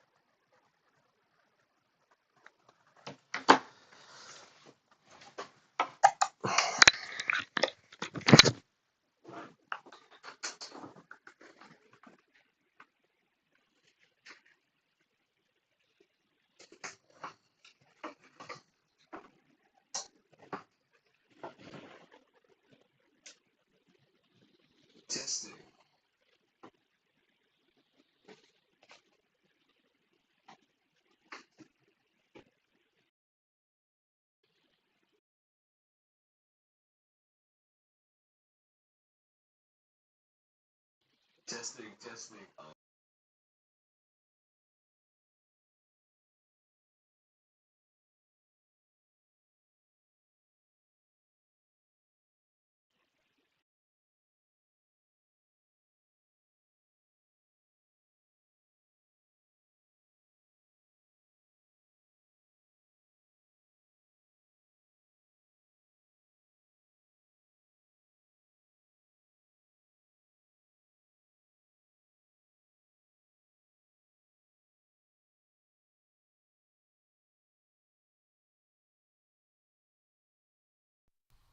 Testing, testing. Is everything working? Holy shit, my earbuds just broke for no reason and that fucked my mic as well somehow. Alright, okay, everything seems to be working again. This is hands down the most scuffed stream I've done, but it's also the longest stream I've done, so that kind of makes sense. Tenure equals the length of time an employee worked? Ah, okay. My bad, my bad. Loud and clear? Okay, we're back. Excellent. For fuck's sake. Yeah, that's the sort of work you should outsource, because you shouldn't have people hired full-time to do that, because the work comes and goes. So it should be hourly basis and handled by a volume, by a need. Maybe you have them on retainer for 10 hours a week to do this thing, and then should they put an extra 2 hours in that week because there were a couple more bands to look over, then they bill you 2 extra hours and show proof that they did the work, et cetera, et cetera. That's how contracting works, and that's fine.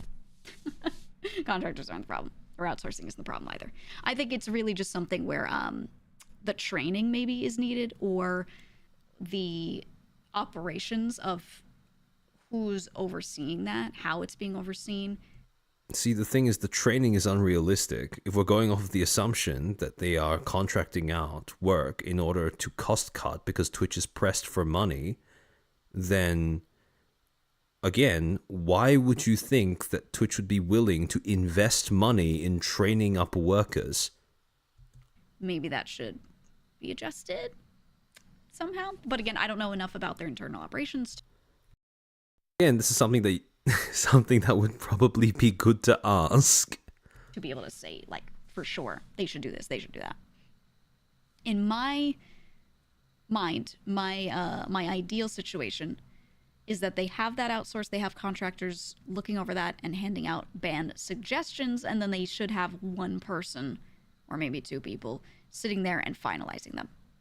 So that person compiles the clips, compiles the evidence of here's what they did, and that here's what I suggest. I think this level of band should be given, and then there's still someone on the inside who gives the okay, and they look over the evidence. So they don't have to look over, they don't have to spend time. See, what she's suggesting is more bureaucracy, but there is no guarantee that that will give more consistency or even more efficiency.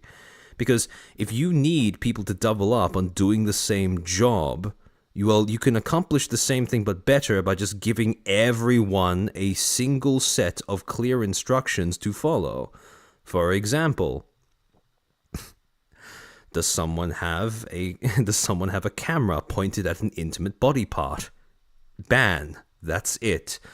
Does somebody, what are some of the other vague things that people have been getting banned for?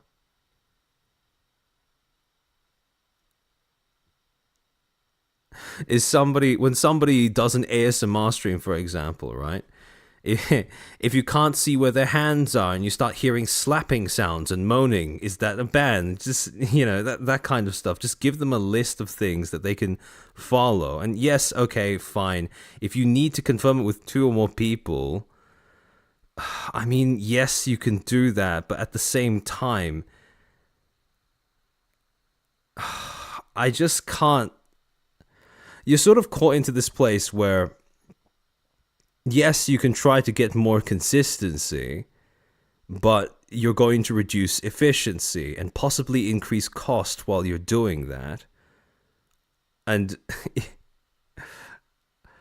again, I'm trying to think about this from the angle of a corpo, right? What realistically would a corporation do? Which in and of itself is probably a futile exercise, because we know jack shit about how Twitch runs as a corporation.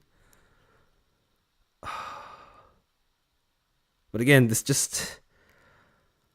it just doesn't seem like a productive thing to try to get to try and bring to VTubers in general, because like, okay, so they have a problem with contract workers that aren't doing consistent work.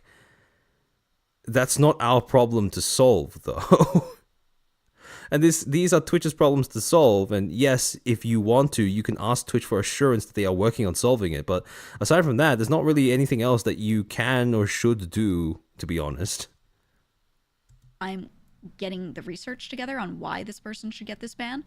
They're handed that report by the outsourced contractor. I think that's how Yeah, Corpo would do what they've been doing. That's probably the best answer at Sumonite. it should be. I think that's how it should be, personally. That does maybe mean increasing workload on someone internally, potentially, if they don't already have that. But, you know, I can't really see that being fixed any other way, because it's... See, and that's where we get into the weeds of the issue. If you can't see it being fixed any other way, and the way that you suggested isn't something that Twitch would be interested in, the only avenue that you have to represent your group properly is to get Twitch to admit that the situation's fucked and they don't have the resources or they don't want to fix it. Because then at least people have accurate expectations. It seems to me like the internal staff, like, get the vibes and they think they know what should go on. And when you do appeal, once you're able to appeal... You know the 12-hour VOD rule on YouTube? Yeah, don't worry, I know about that. It feels like the appeal process tends to go through, but how does it get there, right? Like, how do you get the appeal? That's the part that seems a bit difficult as well. So, I don't know. The Rivals fiasco with Marvel comes to show how understaffed they are. Yeah, they've always been understaffed for certain departments, and when they... If you know you're understaffed, generally it's not a good idea to start asking your employees to double up on work. If you add more box ticking and paper shuffling to people who are already probably overworked as a result of being understaffed, you don't exactly create the recipe for a sustainable work environment. They cut staff because they had to due to budgets. They were even more understaffed, so... And, you know, maybe I'm too nice. No shit, Sherlock. But my opinion is, I want to give them less to worry about. I don't want to be someone they want to worry about personally. And that's great. That's excellent.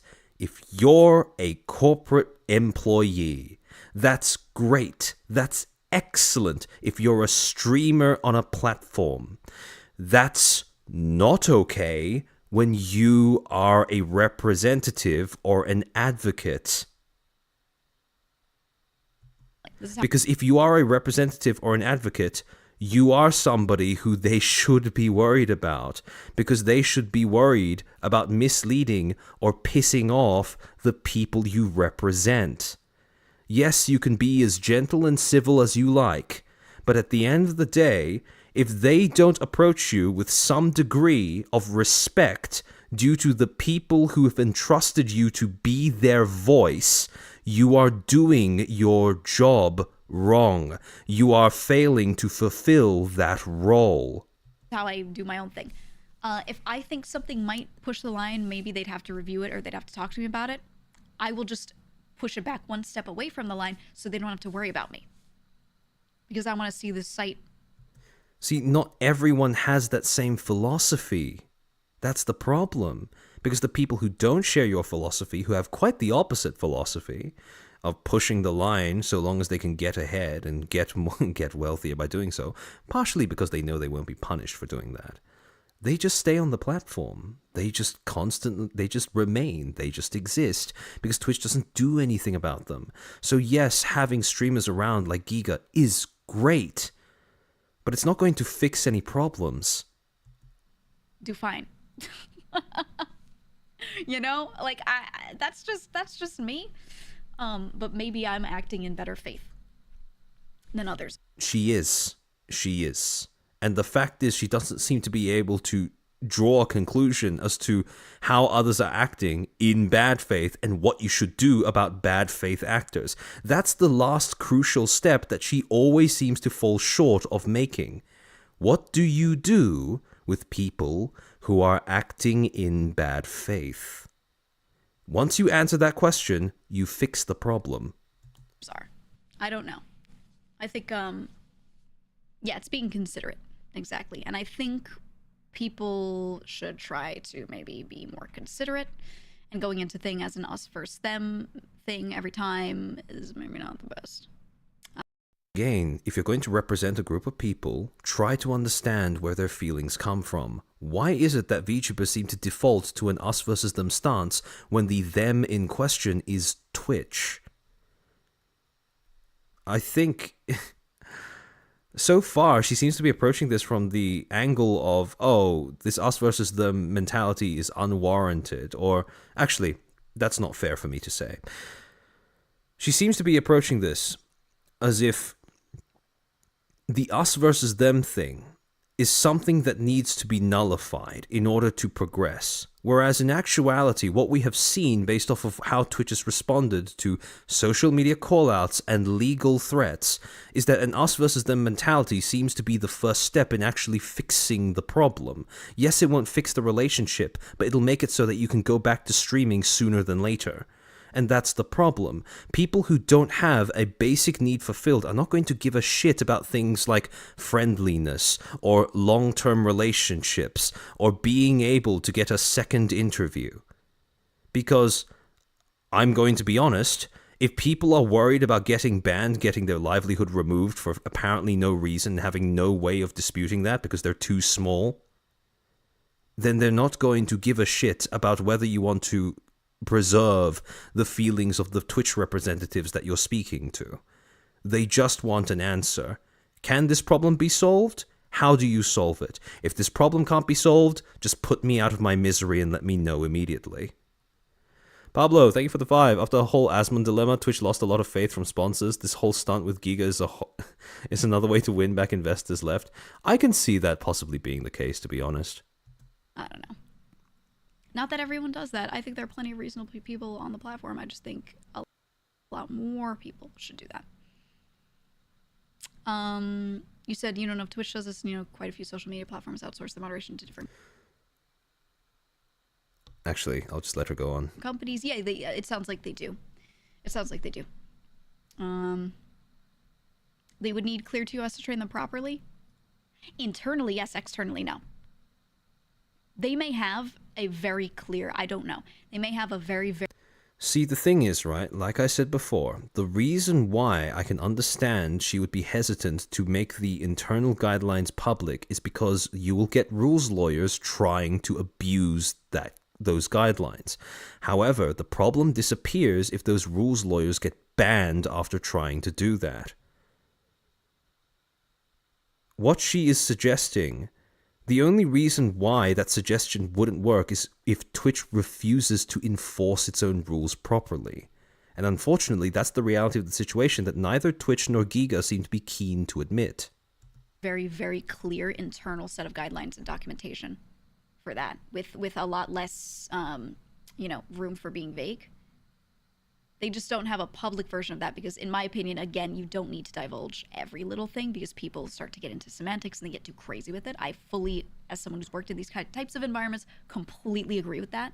But they might have something much more clear-cut internally that they train people on. We don't know. I'm trying to understand what she meant by using that comparison to her experiences working in a corporate environment outside of VTubing. Hold on, let me just rewind that for a sec. Do. It sounds like they do. Oh fuck, it just froze again. Okay. Fun. Hold on, give me a second. Let me... Oh, goodness. Poor corporation banning bot streams. Yeah, that's what I was thinking as well. Hold on, let me see what you guys are saying. Oh, Outsanity, thank you for the 5. Maybe it's just me, but Giga sounding as if going, this doesn't affect me, but let me act like I care, or something along those lines. Yeah, to be fair, again, I don't think Giga doesn't care. I think it's a combination of the fact that she does come off very condescending, plus the fact that she's not admitting that she fucked up. That's the bit that I feel like that's the bit that makes this come off a lot worse in terms of her post-interview performance. We're not even at an hour of the current video. True. Hold on, let me see if it's unfrozen yet. Very clear Okay, there we go. internal set of guidelines and documentation for that, with a lot less, room for being vague. They just don't have a. She's a very corpo mindset? Yeah, that's true. The problem is, you're representing creatives, right? If you're going to represent creatives and you're talking to a corpo, humanizing the corpo is the last thing you want to do. A public version of that, because in my opinion, again, you don't need to divulge every little thing, because people start to get into semantics and they get too crazy with it. I fully, as someone who's worked in these types of environments, completely agree with that. See, the thing is, right, in a corporate environment, you are forced to be professional, right? Which means that even if you encounter a rules lawyer who's trying to semantic around your workplace policies, right, if you fire them immediately and you don't give proper justification, you open yourself up to being sued. Twitch has a clause in their user agreement that says that they can terminate you for any reason they like at any time. So, realistically speaking, you don't need to worry about rules lawyers retaliating if you are Twitch and you are dealing with streamers. If a streamer starts rules lawyering, you can just ban them. And when Giga draws this comparison between working in a corporate environment and Twitch approaching a VTuber or a streamer who keeps breaking their rules, those are not that is not a comparison that holds water. Because, like I said, Twitch can't be sued for wrongfully terminating a talent because their agreement outright says they can just do it whenever they like. But they might have something much more clear-cut internally that they train people on. We don't know. We have every reason to think they don't because of the way things are done. So why would we consider the opposite then? Again, a lot of this stems from people are drawing reason. So the thing that kind of bothers me about the way that Giga's presenting this is that she seems to be trying to suggest that people's assumptions based off of the information they have are unreasonable, and that suggestion is backed by a hypothetical thing that we are not aware of. Like, well, of course, we're not going to base our assumptions off of something we can't see. So, if you are going to say, yes, maybe they could be doing this, yes, maybe they could be doing that, great, that's fine. When do we get to see it? Because until the public sees it, expecting them to believe otherwise is a little bit... it's a bit of a fantasy. That could be an operational issue, right, on their training. Maybe their document that they hand over is good. Maybe the documentation is wonderful, but the training is bad, or there's not enough staff internally to... What if the people they contracted just can't read English? Maybe that's the solution. Now, like I said, I like to imagine that maybe Twitch just uses a sweatshop in a sea country or something to try and get its moderation done, because at least then we'd have some sort of... we'd have a reasonable excuse for why their moderators seem to be so incapable of enforcing things consistently. Because at least then we can go, okay, yeah, maybe the guidelines are written properly, but maybe the people who are enforcing them just can't read whatever the guidelines are written in. Provide oversight to make sure they're actually following it. Because I can hand someone a piece of paper that says, do this. That doesn't mean they're definitely going to do that. That person still has to follow through, right? And if you don't have a staff member or a proper consequence or something making sure that that's happening, then it doesn't happen. So this could be an operational thing, right? You know what else is an operational thing? Twitch making changes to how it enforces its rules. See, the problem is right now there is no cost for them to continue operating the way they've always done. Because I have yet to see a single thing that is going to create a large enough exodus of streamers from the platform that will make Twitch really sit down and go, okay, we're fucking up, we need to change something. So far, Twitch can afford to keep coasting along. So what if the occasional small streamer goes under because they got banned for a month due to a false fraud detection? Nobody cares at the end of the day because Twitch can still keep chugging along. So if you want Twitch to change the way it does things, you need to start heaping costs on them for not changing things.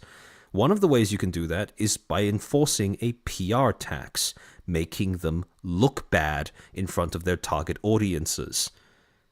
This is what, funnily enough, this is what Dan Saltman did when he tried to pressure Twitch into doing something about Hassan Abi, and even that was not really successful, considering Hassan is still on the site.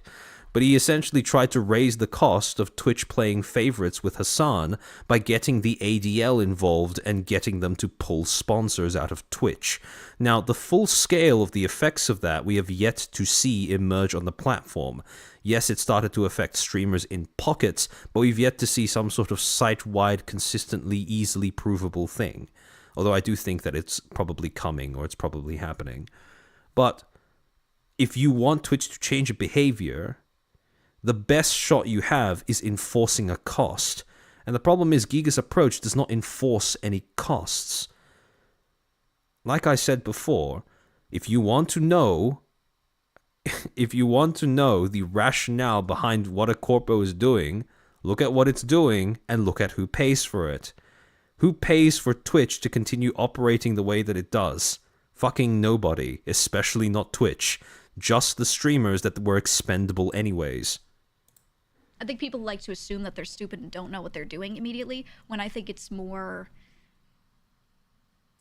It's they end up becoming incompetent because they don't have enough people. That's what I think. And we should never blame something on malice or bad faith immediately when it could just very easily, much more easily, be incompetence due to whatever reasons, right? Okay. See, again, what Giga's failing to acknowledge or willfully ignoring is that so far, yes, we have seen incompetence, but that incompetence has displayed patterns. Now, whether those patterns are just perceived or actually real it's a bit of a moot point, considering the fact that Twitch refuses to give information to confirm in either direction. So far, we have seen a very clear pattern. Yes, Twitch is incompetent when it comes to moderation. Yes, they are incompetent when it comes to replying to appeals. But there are certain streamers for which that incompetence seems to mysteriously vanish. Streamers like FaZe Lacey. And when you're confronted with stuff like that, you can only really assume malice. Because just incompetence, well, I mean, say what you like about incompetence, right? But incompetence generally has a pretty hard time picking and choosing. So, yeah, they don't have time to keep up training centers. Right. They might have someone who knows the TOS really well who can go through and train. What I don't understand is why she seems to be trying to make excuses on Twitch's behalf. Like, this is all stuff that they are perfectly capable of saying for themselves if confronted with an uncomfortable question. Her job is not to make excuses for them. Her job is not to try to speak for them. Her job is just to give them the opportunity to speak for themselves, to ask them questions. And that was the thing that she didn't do. Except that person's already putting in 60 hours a week. You know what I mean? Like, we don't know this, so I don't want to jump to conclusions because it could be anything like that. So, and who knows? Maybe they got people that aren't doing shit. Holy shit, Blade! Thank you for the 50. You can collab / interview Giga. Though the answer might be the same or different, even though it might not change. Yes.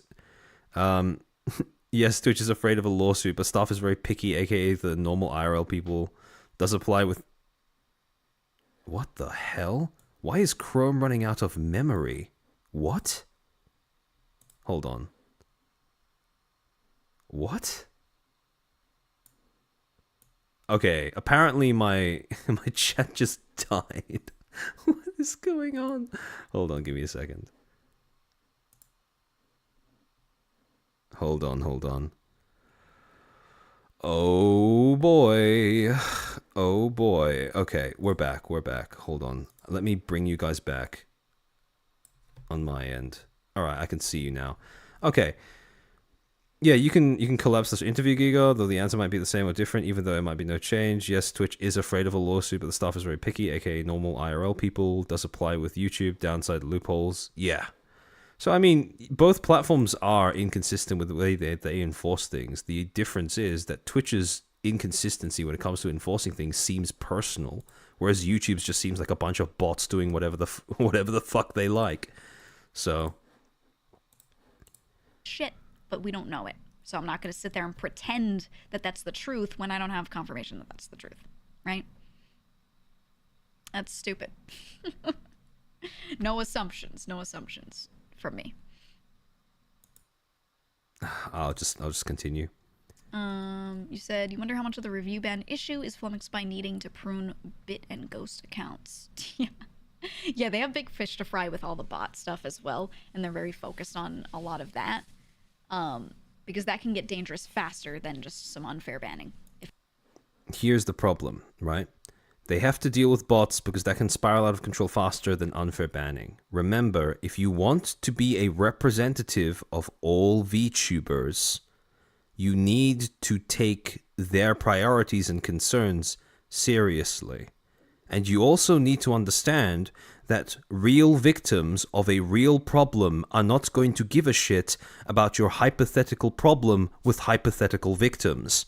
See, the Twitch bot thing, if Twitch allows the bots to spiral out of control and it destroys the entire site as a result, the problem is that's still a hypothetical.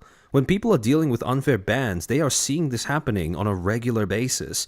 So if you are going to try to tell people that, oh yeah, Twitch doesn't have time to deal with the unfair bans because they're too busy dealing with the bots before they spiral out of control, that's not exactly a very compelling argument to get people to stop being mad. If I'm being honest, that could be a lot more dangerous if they're not focusing on it. So I could foresee a scenario where they're kind of, you know, there's staff who do those kinds of things and worry about moderation. Welcome back, Yugure. Are more concerned with the overall state of the platform kind of thing, and they can't put enough time into the individual problems like that. I could see that. Because, yeah, like, imagine how dangerous it would be if they were like, okay, let's make sure we really put a lot of time onto reviewing these bans, and then those hours are taken away from keeping the bot issues away. Because see, that's the problem, right? You're presenting this as if it all comes out of the same pool of resources and it's just a matter of priorities. Problem is, you arguing for the prioritization, of, you know, culling the bots is, like I said, based on a hypothetical that people are not going to care about so long as they are confronted with a very real, very tangible, very visible problem that faces them in their immediate future. Because, again, that person's time is tied. That's one of those things where I'm like... There is just one issue with what you say, Mr. Armchair. If she defends the small streamers / VTubers, she will have to go against Twitch's interests, and that is a no-no. That's why I said she's not exactly the best representative that you could have picked. I don't have the staff for that. That could be really bad. And I don't know. Actually, let me amend that. She is one of the best representatives that Twitch could pick in order to speak to VTubers. And I say that unironically and not as some sort of derisive jab, because she does have the ability to speak through things calmly and to articulate why corporations do what they do. The problem is she doesn't seem to have the ability to push against those same corporations. And as a result, if she is put into a position where people would reasonably expect her to do that, she is always going to disappoint. Which is why, like I said, if Twitch wants a spokesperson to speak to VTubers, Giga is one of the best picks they can get. But if VTubers want an advocate to speak to Twitch, Giga is not anywhere near one of the best selections. Not even close to being one of the best selections. Ufuri, thank you for the 49k. Watching 1 hour behind, I ask you to rest right after. Don't worry, you don't need to tell me that. Maybe they have plenty of people working on I stuff. will. I don't know, but yeah. Yeah. We don't know is the TLDR. We'll see. A new chatter said, as a second screen lurker, hearing real thought out discussions and nuanced takes is part of what makes you one of the best background streamers on Twitch. Thank you. Thank you. I think everyone should be able to give their takes, but I think at the same time, everyone should be trying to hear everyone's takes. I think a lot of people go, I want to say what I want to say, and then they don't want to hear any nuanced discussion about anything that isn't exactly what they said. Again, we wanted to hear nuanced discussion, but the problem is that required pushing back and being disagreeable. We really wanted to hear nuanced discussion about what exactly the standards to which IRL streamers and VTubers alike were being held to when enforcement actions were decided, especially around the attire policy. But Dan said he didn't want to get into that, and you played along. So I try to offer that, right? I have very clear thoughts in my mind of what I think should be done and what I think about the situation, but I'm going to talk through all paths, right? I just think it deserves that, right? Like, scenarios that are complex deserve complex discussion. And even if in my mind it's a little simpler of what I want, I'm not going to pretend that that's the be all end all, right? I don't know.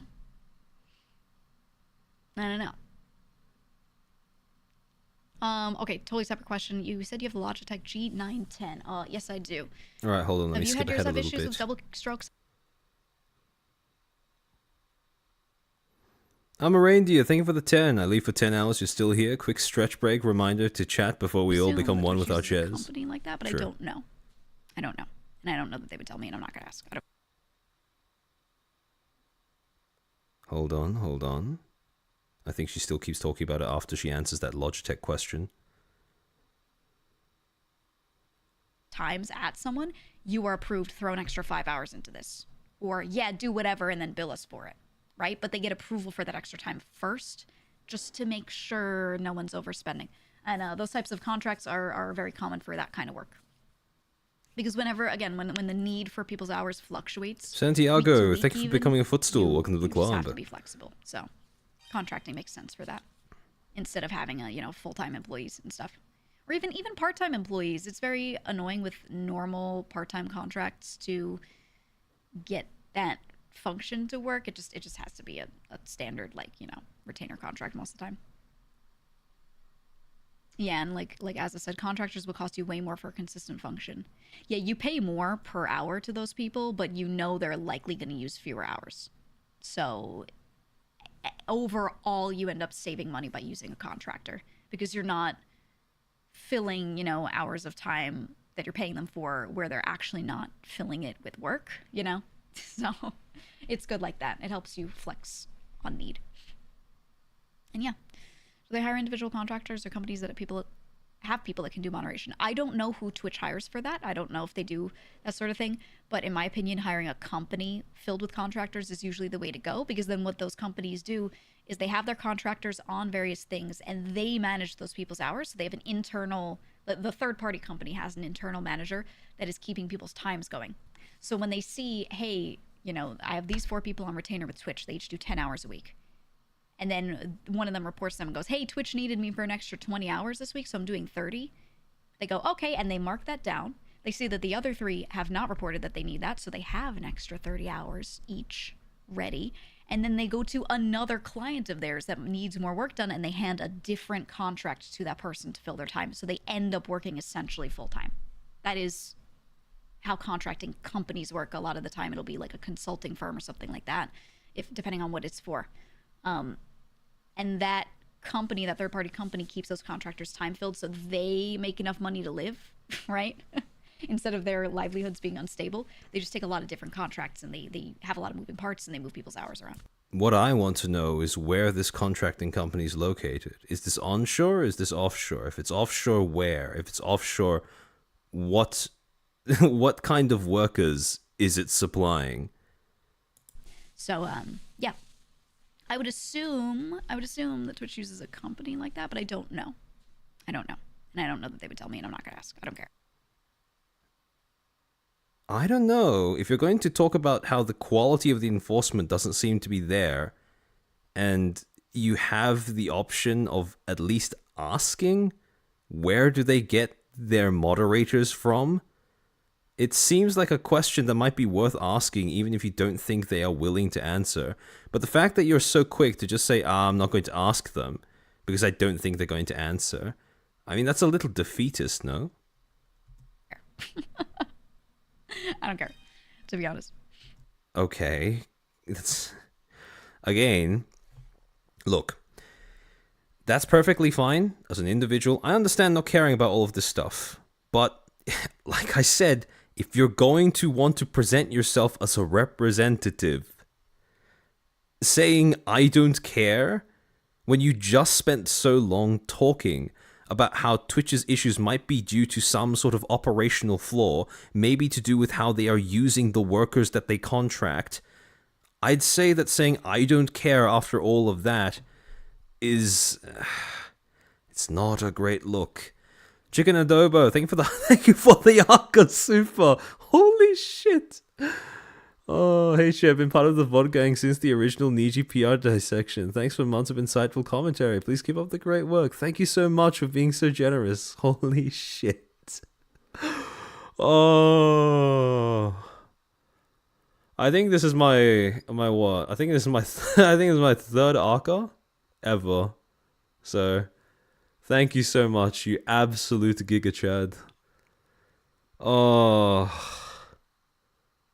This makes all of the slogging worth it for you guys. To be honest, that's how that all works, typically. But streamer, I get more views if my take is inflammatory. Yeah, I mean, I could have gone the content route. I could have showed up to that broadcast, came in with like the AK-47 of commentary and just like mowed them down, aired them the fuck out, and made them feel like shit. And then I would have gotten a great clip on LA. I think she is being a little facetious there because, like I said, right, people aren't expecting her to go in and then leave, broken and bloody bodies in her wake, right? They're just expecting that if Dan or Mary failed to elaborate on something, tried to obfuscate something, or tried to deflect from something, that she would be willing to interject and say something along the lines of, hold on, I'm not very clear on that. I think my audience might be interested in hearing more. That's really all that people wanted you to do. And the fact that you kind of just, nodded along and asked questions when they wanted you to, and admittedly did ask softballs, even the questions that you asked completely of your own volition seem to be questions that they were very bizarrely prepared for. All of that put together accumulated to this massive anticlimax of an interview. Because, yes, you didn't go in guns blazing.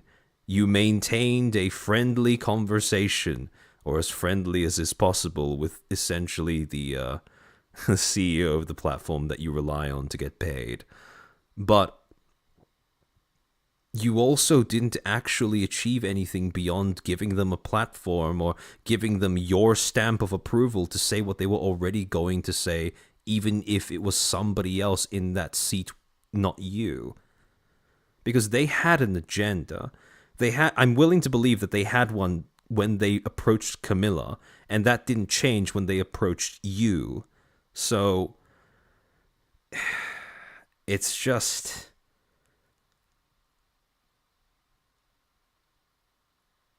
It is a shame that she does seem to be generalizing it that much, as if to try and say, yeah, I mean, what did you expect from me? As if, expecting her to do something different to what she did is an unreasonable thing. No, again, when we complain about the way that you handled that interview, we weren't expecting you to murderize them, but we were expecting you to at least push back. Stuff, and then I would have like 10,000 viewers showing up today, and they'd be like, that was so fucking cool how you were an asshole to them. And, that would have been great for growth. But I didn't, because I'm trying to solve the problem instead of getting a cool clip. The first step in solving any problem is to admit that it exists. Unfortunately, no problems were admitted to over the course of that entire interview. But that could have been so sick. You're so right. That would have been so great. like that would grow my stream, but that's not what I'm trying to do off of this. If they said, hey, can we have this conversation behind closed doors, like this not be a broadcast, I would have done it, because it's not about the content. It's about like doing that shit. And that's the problem. That's why this is not a good advocate, because if you have an advocate that's willing to take backdoor deals, to have backroom conversations, they're not really representing you. They're representing what they think is best for you, which sounds like the same thing, but it's not. Yeah, I could have been in an article, guys. Yep. Exactly. But that would have gone so hard. So fucking hard. And yeah, Neo brought up a really good point. You said, I think a big part of the frustration or aggression, quote unquote, on the streamer side is also the results of a lack of organization on their side. If there are 100 streamers all individually asking more or less the same question, the chances of any of them not getting an answer are bigger than if they got together and asked one question as a group. Yes, I agree. And that's what I'm trying to do. What? If 100 streamers ask a question... Okay. Technically, I see what she's trying to say, which is basically if your voices aren't unified, then it's more difficult to get what you're saying through to the other party. However, if you have one question that all of your streamers, or even a big minority of your streamers, keep asking, regardless of whether they do it at different times or not, generally speaking, this is a reason for the company to answer that question. They would probably save their energy and just add it to an FAQ or something. But I see what she's trying to say, right? For example, one tweet that gets 10k likes is more likely to catch Twitch's attention than 10 tweets that get 1k likes.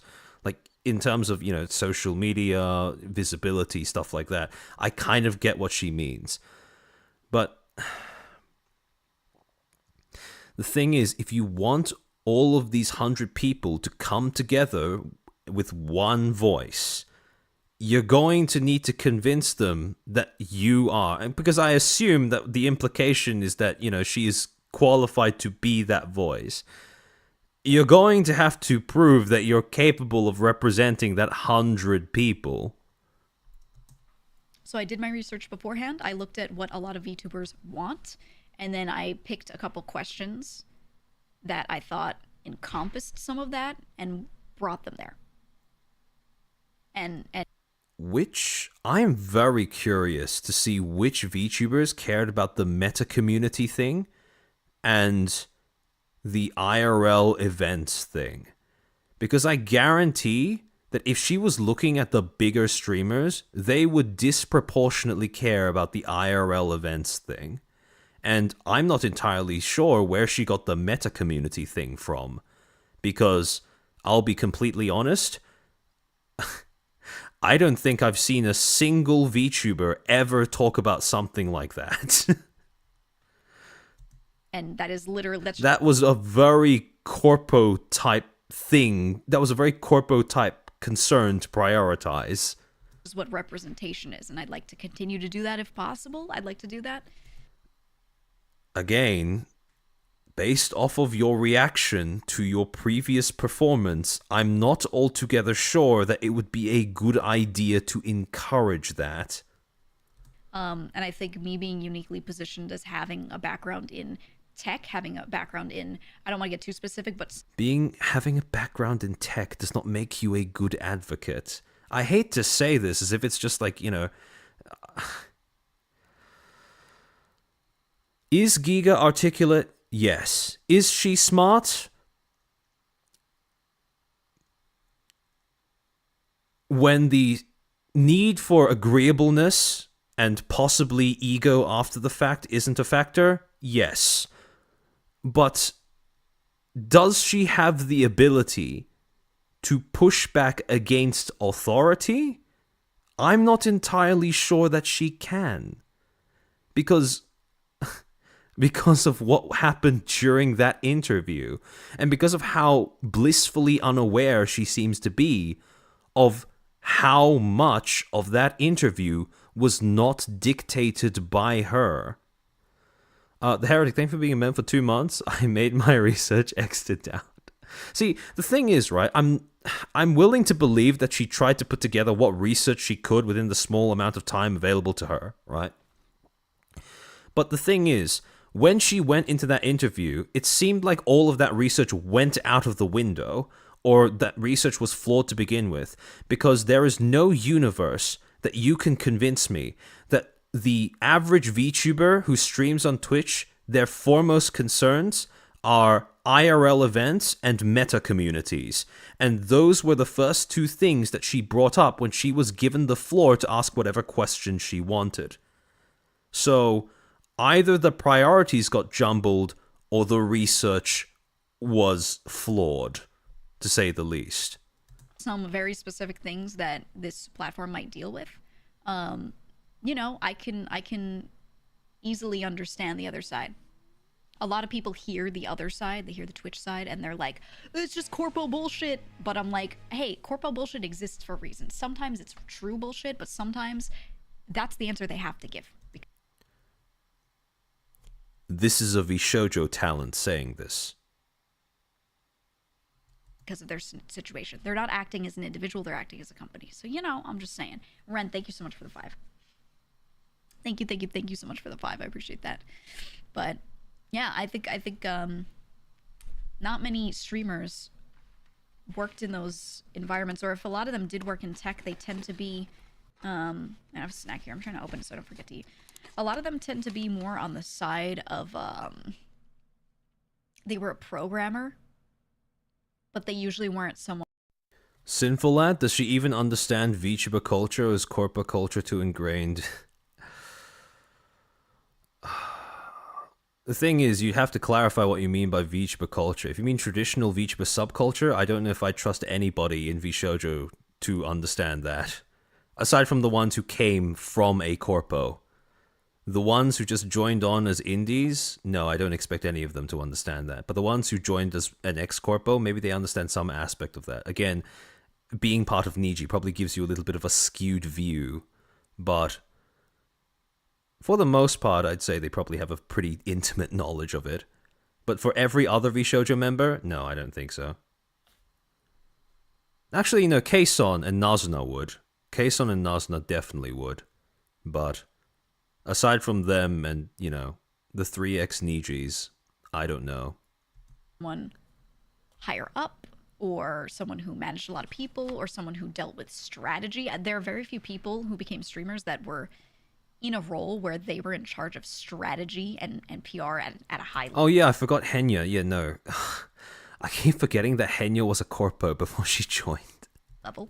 So I don't think many of them would be able to. The Heretic, thank you for the 5. The biggest problem I see is that Giga is one of the worst people to do this kind of interview because she's afraid of confrontation.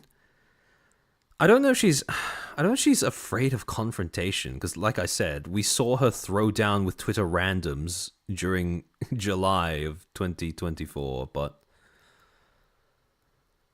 I think I'm inclined to believe that she doesn't want confrontation with figures of authority, and it's kind of difficult to expect a Twitch streamer not to see Dan Clancy as a figure of authority. Heretic, thank you for the 5. She thinks that by kissing their cheeks, she's going to get round 2. She's going to look like an idiot if she doesn't know is unconfrontational the second round. Yeah, and again, like I said, that's the game journalist fallacy, right? If I play nice the first time, they'll give me a next time. If I play nice this time, they'll give me a next time. But the problem is, you forget who your audience is. People make the mistake of assuming that their main audience is the person that they're speaking to, not the people they're speaking on behalf of. That's what game journalists forgot. That's why game journalism is dog shit now. That's why it's a dying industry. Well, to be fair, journalists in general seem to have forgotten this, but yeah, point still stands.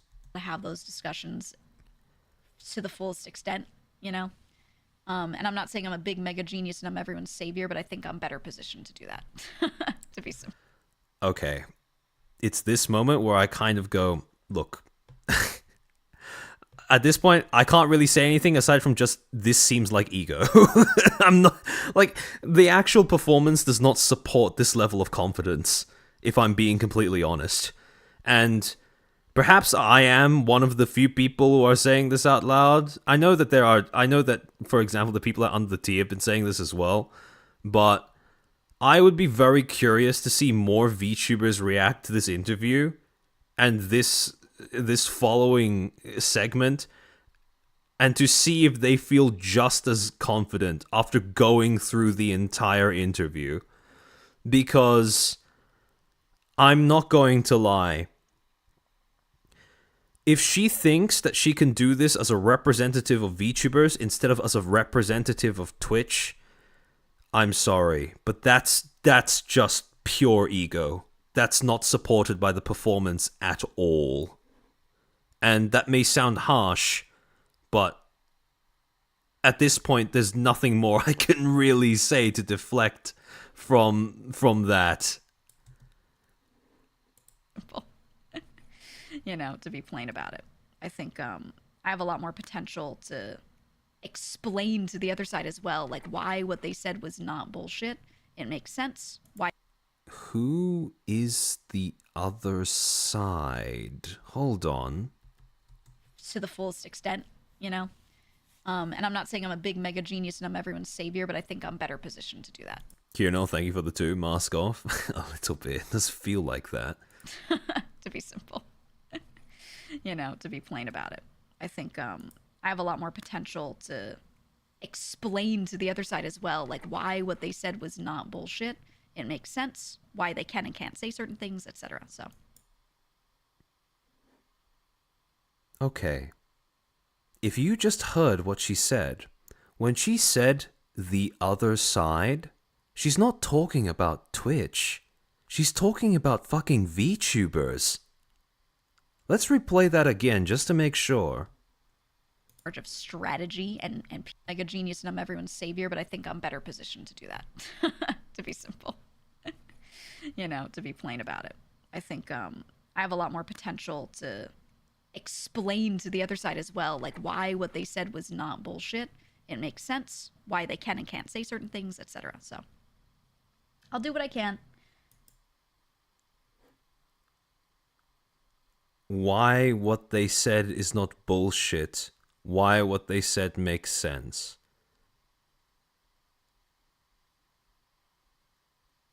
Who is she speaking as?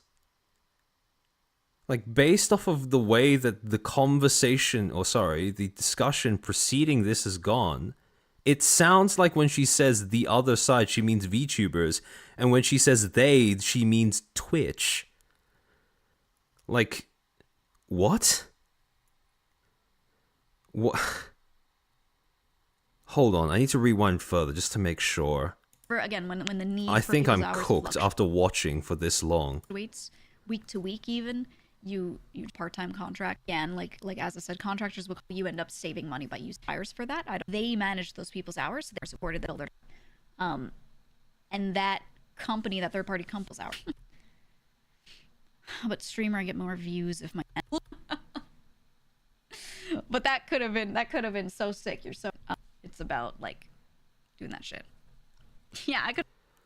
The Heretic, thank you for the 5. Hold the frick up. Who does she think she represents? Because she clearly doesn't affiliate herself with the other side. See, that's exactly what I was thinking. Could have been in an article, guys. And yeah, Neo brought up a really good point. You asked the same question, what a lot of VTubers want, and then I picked a couple questions that I thought encompassed. Sparky, thank you for the 10. To be honest, after watching the interview, Giga's Cope stream, and a lot of the stuff H3HD dropped on Dan, Twitch, and Twitch trusted safety last night, Twitch can't be trusted, in my book. I haven't seen that yet, but I'll probably be checking it out sometime tomorrow. Some of that and brought them there. And that is literally, that's just what representation is, and I'd like to continue to do that. Yes, I agree. And that's what I'm trying to do. So I did my research beforehand. I looked at what a lot of VTubers want, and then I picked a couple questions that I thought encompassed some of that and brought them there. And that is literally, that's just what representation is, and I'd like to continue to do that if possible. I'd like to do that. And I think me being... Here's the thing. When she says, I'd like to be able to do that if possible, it comes off as a request, but it's unclear who that request is aimed at. Is it aimed at other VTubers, or is it aimed at Twitch, Dan Clancy and Mary, and so on and so forth? Because understanding who she is asking, essentially, when she says, I would like to be able to do that as possible, understanding who that's directed to is going to make a massive difference in terms of whether she is a suitable candidate to act as a representative for VTubers to Twitch. Uniquely positioned as having a background in tech, having a background in, I don't want to get too specific, but some very specific things that this platform might deal with. You know, Okay, some of the things that this platform might deal with. Okay, so that's when she identified a specific party. I can easily understand the other side. A lot of people hear the other side, they hear the Twitch side, and they're like... Okay, a lot of people hear the other side, the Twitch side. Okay, so she specifies that when she says the other side, she means the Twitch side. Okay. It's just Corpo bullshit. But I'm like, hey, Corpo bullshit exists for a reason. Sometimes it's true bullshit, but sometimes that's the answer they have to give because of their situation. They're not acting... Okay, so at this point, they still refers to Twitch, the company. As an individual, they're acting as a company. So, you know, I'm just saying. Ren, thank you so much for the 5. Thank you so much for the 5. I appreciate that. But yeah, I think not many streamers worked in those environments, or if a lot of them did work in tech, they tend to be I have a snack here. I'm trying to open it so I don't forget to eat. A lot of them tend to be more on the side of Okay, so at this point, them refers to VTubers who used to work in tech. They were a programmer, but they usually weren't someone higher up, or someone who managed a lot of people, or someone who dealt with strategy. There are very few people who became streamers that were in a role where they were in charge of strategy and PR at a high level. So I don't think many... I'm sorry, but you are never going to be able to convince me that any talent at VShojo was ever high up and being trained for a PR position. That's... I'm not completely ruling that out as a possibility, but you're going to have a very tough time convincing me that that's the case. Any of them would be able to have those discussions to the fullest extent, you know? And I'm not saying I'm a big mega genius and I'm everyone's savior, but I think I'm better positioned to do that, to be simple. You know, to be plain about it. I think I have a lot more potential to explain to the other side as well, like why what they said was not bullshit. It makes sense, why they can and can't say certain things, etc. So I'll do what I can. See, the thing that convinces me that when she uses the word they in that particular sentence, she means Twitch, is because she talks about things that they can or cannot say. Whereas with streamers, that restriction doesn't exist, because if a streamer's pissed off, they can just say whatever the fuck they want, so long as they're not part of a company, that is. So, I'm everyone's savior. This sentence is just fucking my brain, because I'm trying to figure out whether it actually is the case that she really just referred to the people that she was supposed to represent as the other side. But I think I'm better positioned to do that, to be simple. You know, to be plain about it. I think I have a lot more potential to explain to the other side as well, like why what they said was not bullshit. It makes sense why they can and can't say certain things, etc. So I'm not going to lie. Even after rewatching it, I think when she says they, she means Twitch. When she talks about things that why the things that they say are not bullshit, why the things that they can or can't say, because she did previously pose the hypothetical of explaining to VTubers why corpo bullshit is not always just corpo bullshit. So based off of that context from what she said before, I genuinely think that when she says the other side, she means VTubers, and when she says they, she means Twitch. Like I said, fine representative if you want Twitch to be able to speak to VTubers. Not great if you want VTubers to be able to speak to Twitch. Jacob, thank you for the 5. She's not an advocate for VTubers, she's an advocate for Twitch. This is all performative BS and ego stroking. At this point, Twitch is not viable. I'd honestly be inclined to kind of agree. Sparking, thank you for the 5. Fadze Madzingira of Trust and Safety was fired from her last job in Trust and Safety for anti-Israel posts. Ah, I see. That might explain the Hassan thing. The Heretic, thank you for the 10. I think I can see now that what she's trying to attempt. She's trying to present herself as a third party to be neutral. What she fails to understand is she's not. She's a corporate VTuber. She's part of a side. Yeah. And that's exactly why I spent hours trying to get people to understand that V Shoujo, despite what its branding says, is still a corpo. When a talent from V Shoujo speaks, that is a corporate talent speaking to you. Do not just think that they are another indie. They are not. And so when you see something like this, when you see a VTuber defaulting to calling other VTubers the other side and Twitch they, like, I don't really know what to say. Remember that Twitch is not a person. No matter how much you are encouraged to empathize with it and try to understand it in good faith, at the end of the day, the only thing that Twitch gives a shit about is money. And the only thing Dan Clancy seems to give a shit about is money and clout. So I'll let it run a little longer. And not everyone's going to understand it, but try.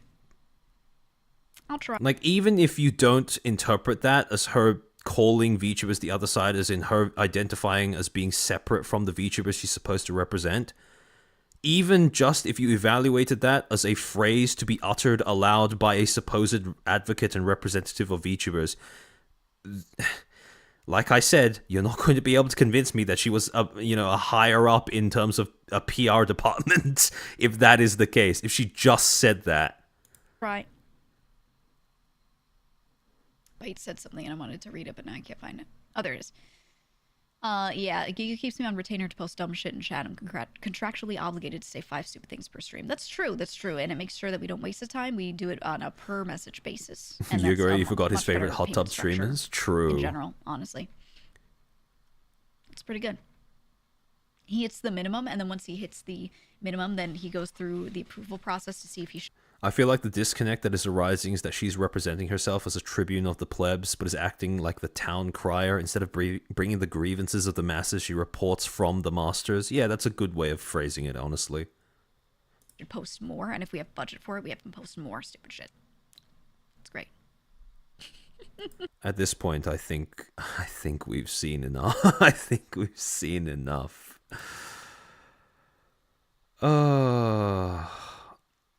There is one more clip, more recent than that one. And again, it's quite a lot to sit through, but I ask that you bear with me just a little bit longer. We are close to the end. 21:55. Hold on, let me just grab that.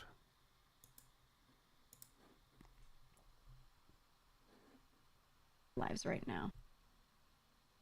We need Denzel. Okay, there we go. There we go. Sorry, I'm just trying to keep the right vibes going. I don't think a lot of people could have done the interview with the Twitch boss. I think people could have. I was put in there last minute because I think someone else was supposed to do it. I don't remember who. The rhetoric is shifted, which is probably a good thing at this point in time. They didn't. I don't think they even told me. I just don't know. But whoever was supposed to do it couldn't do it, and they had to pick someone last minute that they thought would be a good pick, and they were just like, "Hey, can you do it?" And I was like, "Okay." Like a few days before, it was Camilla. Okay. I also want to clarify, like that was Now, the reason why that reaction is noteworthy is because she didn't know it was Camilla, which means that she was probably lacking crucial context as to what exactly Twitch had in mind when they approached her specifically after Camilla refused.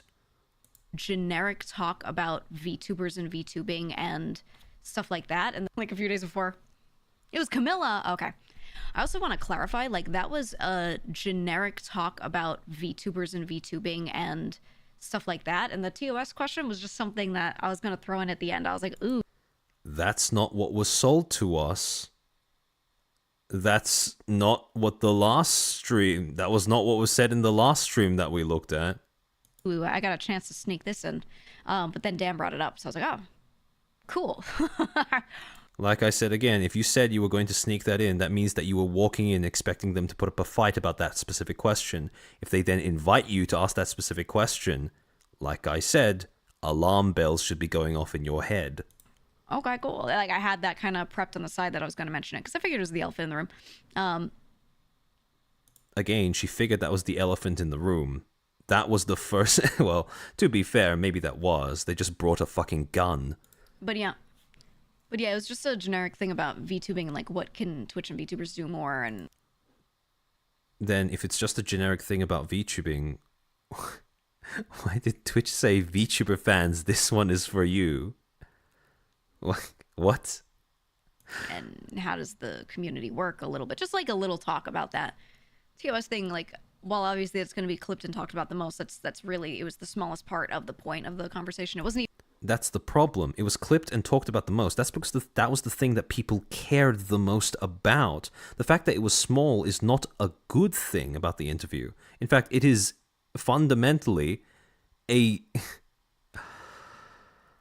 In many ways, it is one of the most damning parts of the interview that the thing that was clipped and talked about the most was also one of the smallest parts of the interview as a whole.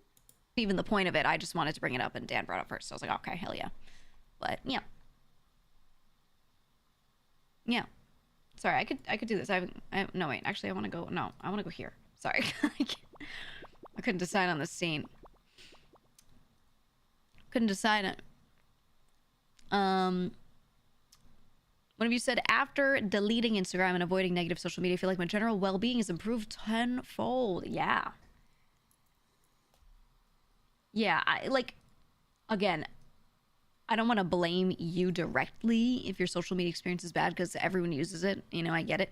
But, like, you have a choice to use it or not. And Giga's slowly realizing she was played. I hope so. Because if she gets invited back on, she's going to need to be a lot less trusting than she was in that last interview. See things on social media, but everything everyone has to say ever, and no, man. You really don't have to. You really don't have to. Okay. All right. Hold on, I'm scrolling back up. I just want to say I've been trying to start VTubing, and your videos have been a good source to measure my expectations. Thank you. I don't want people going into it and getting disappointed over things that they could have prevented. That feels like shit. So a lot of the time when I give advice, like, I don't want to discourage people from things overall, but I want to discourage them from doing things a certain way that are bound to set them up for just, 99% chance of being sad.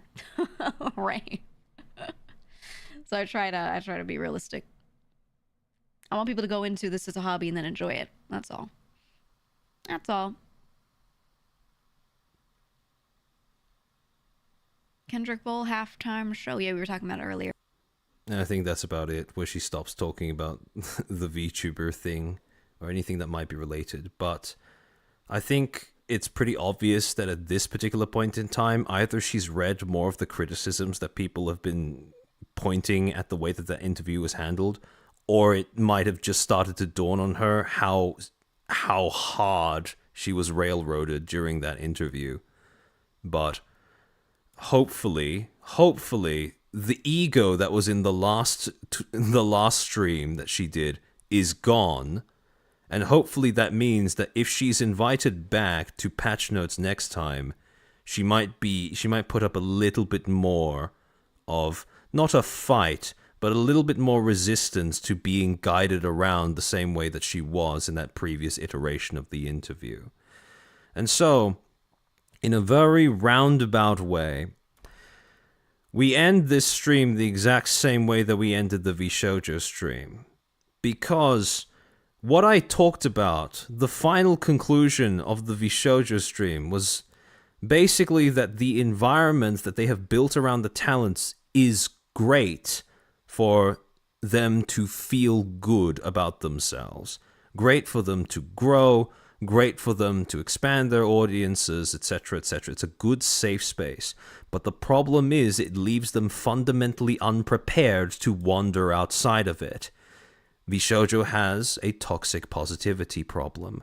The members seem to give one another unconditional affirmation, and when they are given the talent freedom to beat themselves into a pulp on the anchor, the anvil that is, well, an external audience that doesn't give a shit about them, they break.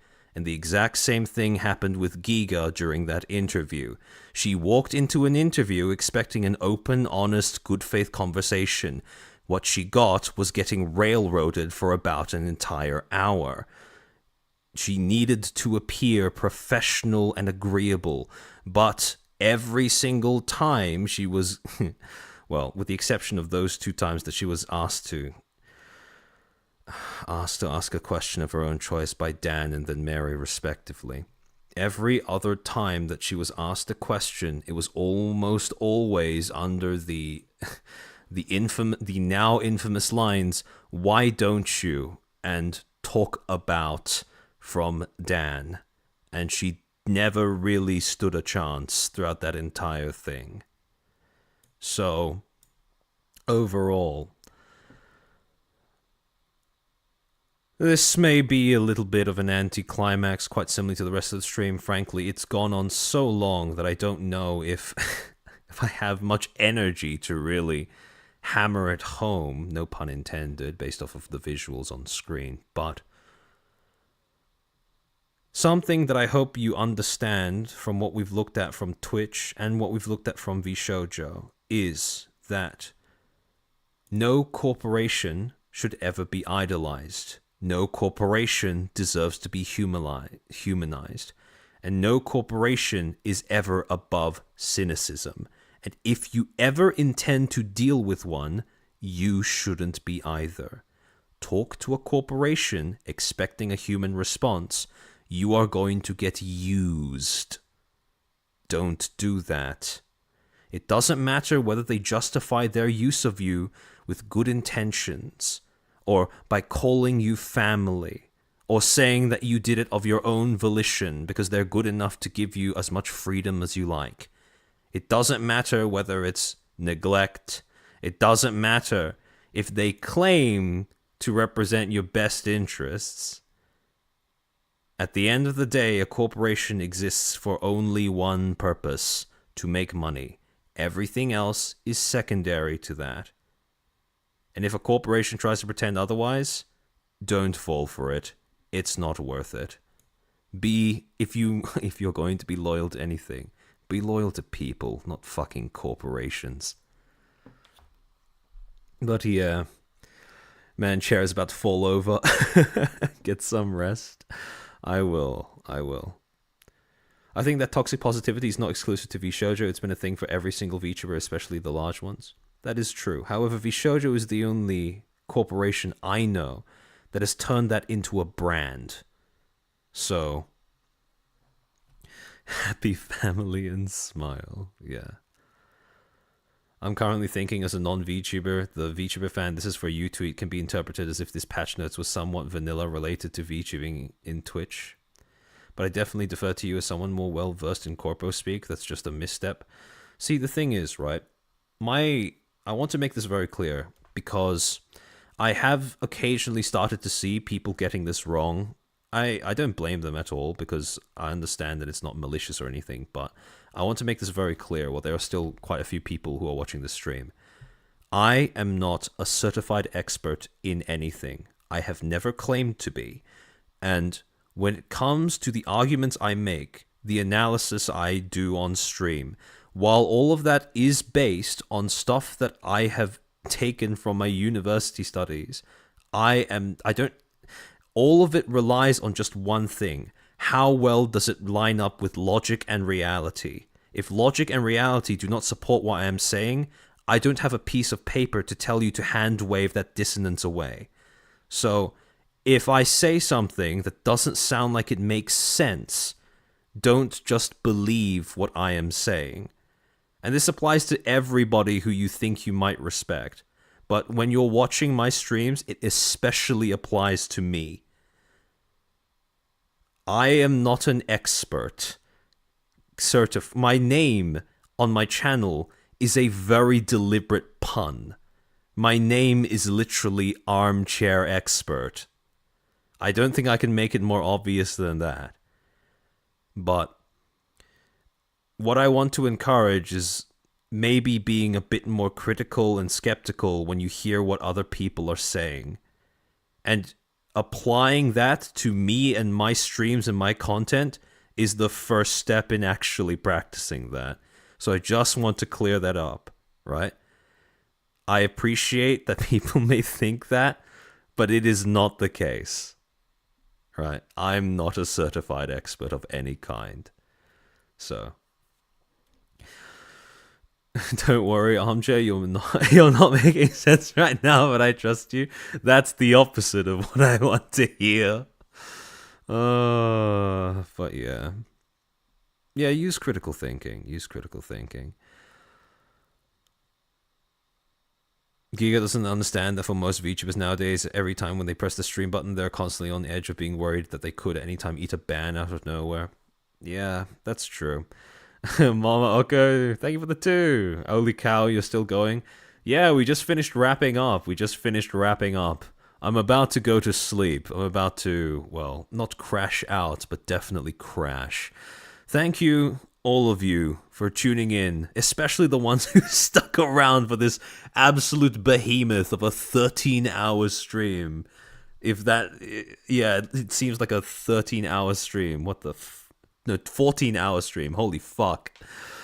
This was a lot to get through. I appreciate all of you for sitting through it with me. I'm sure it was not exactly the easiest of watches. Hopefully when I say that things will be more chill, this time I'm actually able to mean it. But yeah, if you found any of this useful or informative in any way, please like, comment, subscribe, all of that stuff. If you disagree with any of the opinions I expressed, or if you disagree with my expression, you are entitled to that. That's very fair. But I hope you understand that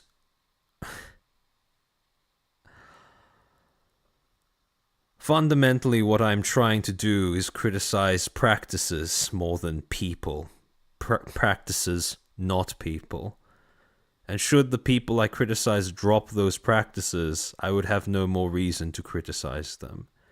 I understand that what I say might sound very abrasive. It might sound very rude. It might sound like I am making a personal attack. But I am not. And, I mean, you can take me at my word. You can choose not to. That's your prerogative. But if at any point anybody who's, anyone who's happens to be somewhat close to Giga sees this, I hope you understand that when I made these criticisms, I don't think that Giga is an awful person. I don't think that she's stupid. I don't think that she's, I don't think she's incompetent. I don't think that she's embroiled in some sort of conspiracy to take the heat off of Twitch. But I hope that if she's ever given the chance to be a representative for all VTubers to speak to Twitch in future, that there are a few things that she will do differently next time.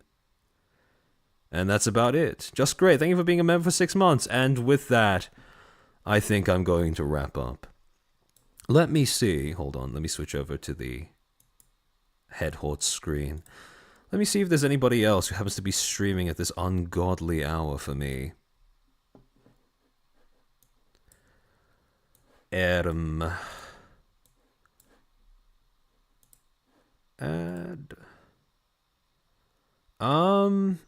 Oh. Alicia Lontano is streaming. I'll just send you guys off to her. Now, behave as usual whenever I do any stream criticizing a corpo of any sort. Don't bring what we talked about in this stream to her chat. I will discipline you if I catch you doing that. But in any case, I hope you enjoy going over to Alicia's stream if you even plan to stay awake after watching this one. But yeah, thank you again for tuning in. And hopefully, I'll see you guys next week. Announcement soon to come on Community tab on Twitter. Yada, yada, yada. And Otsu Chair.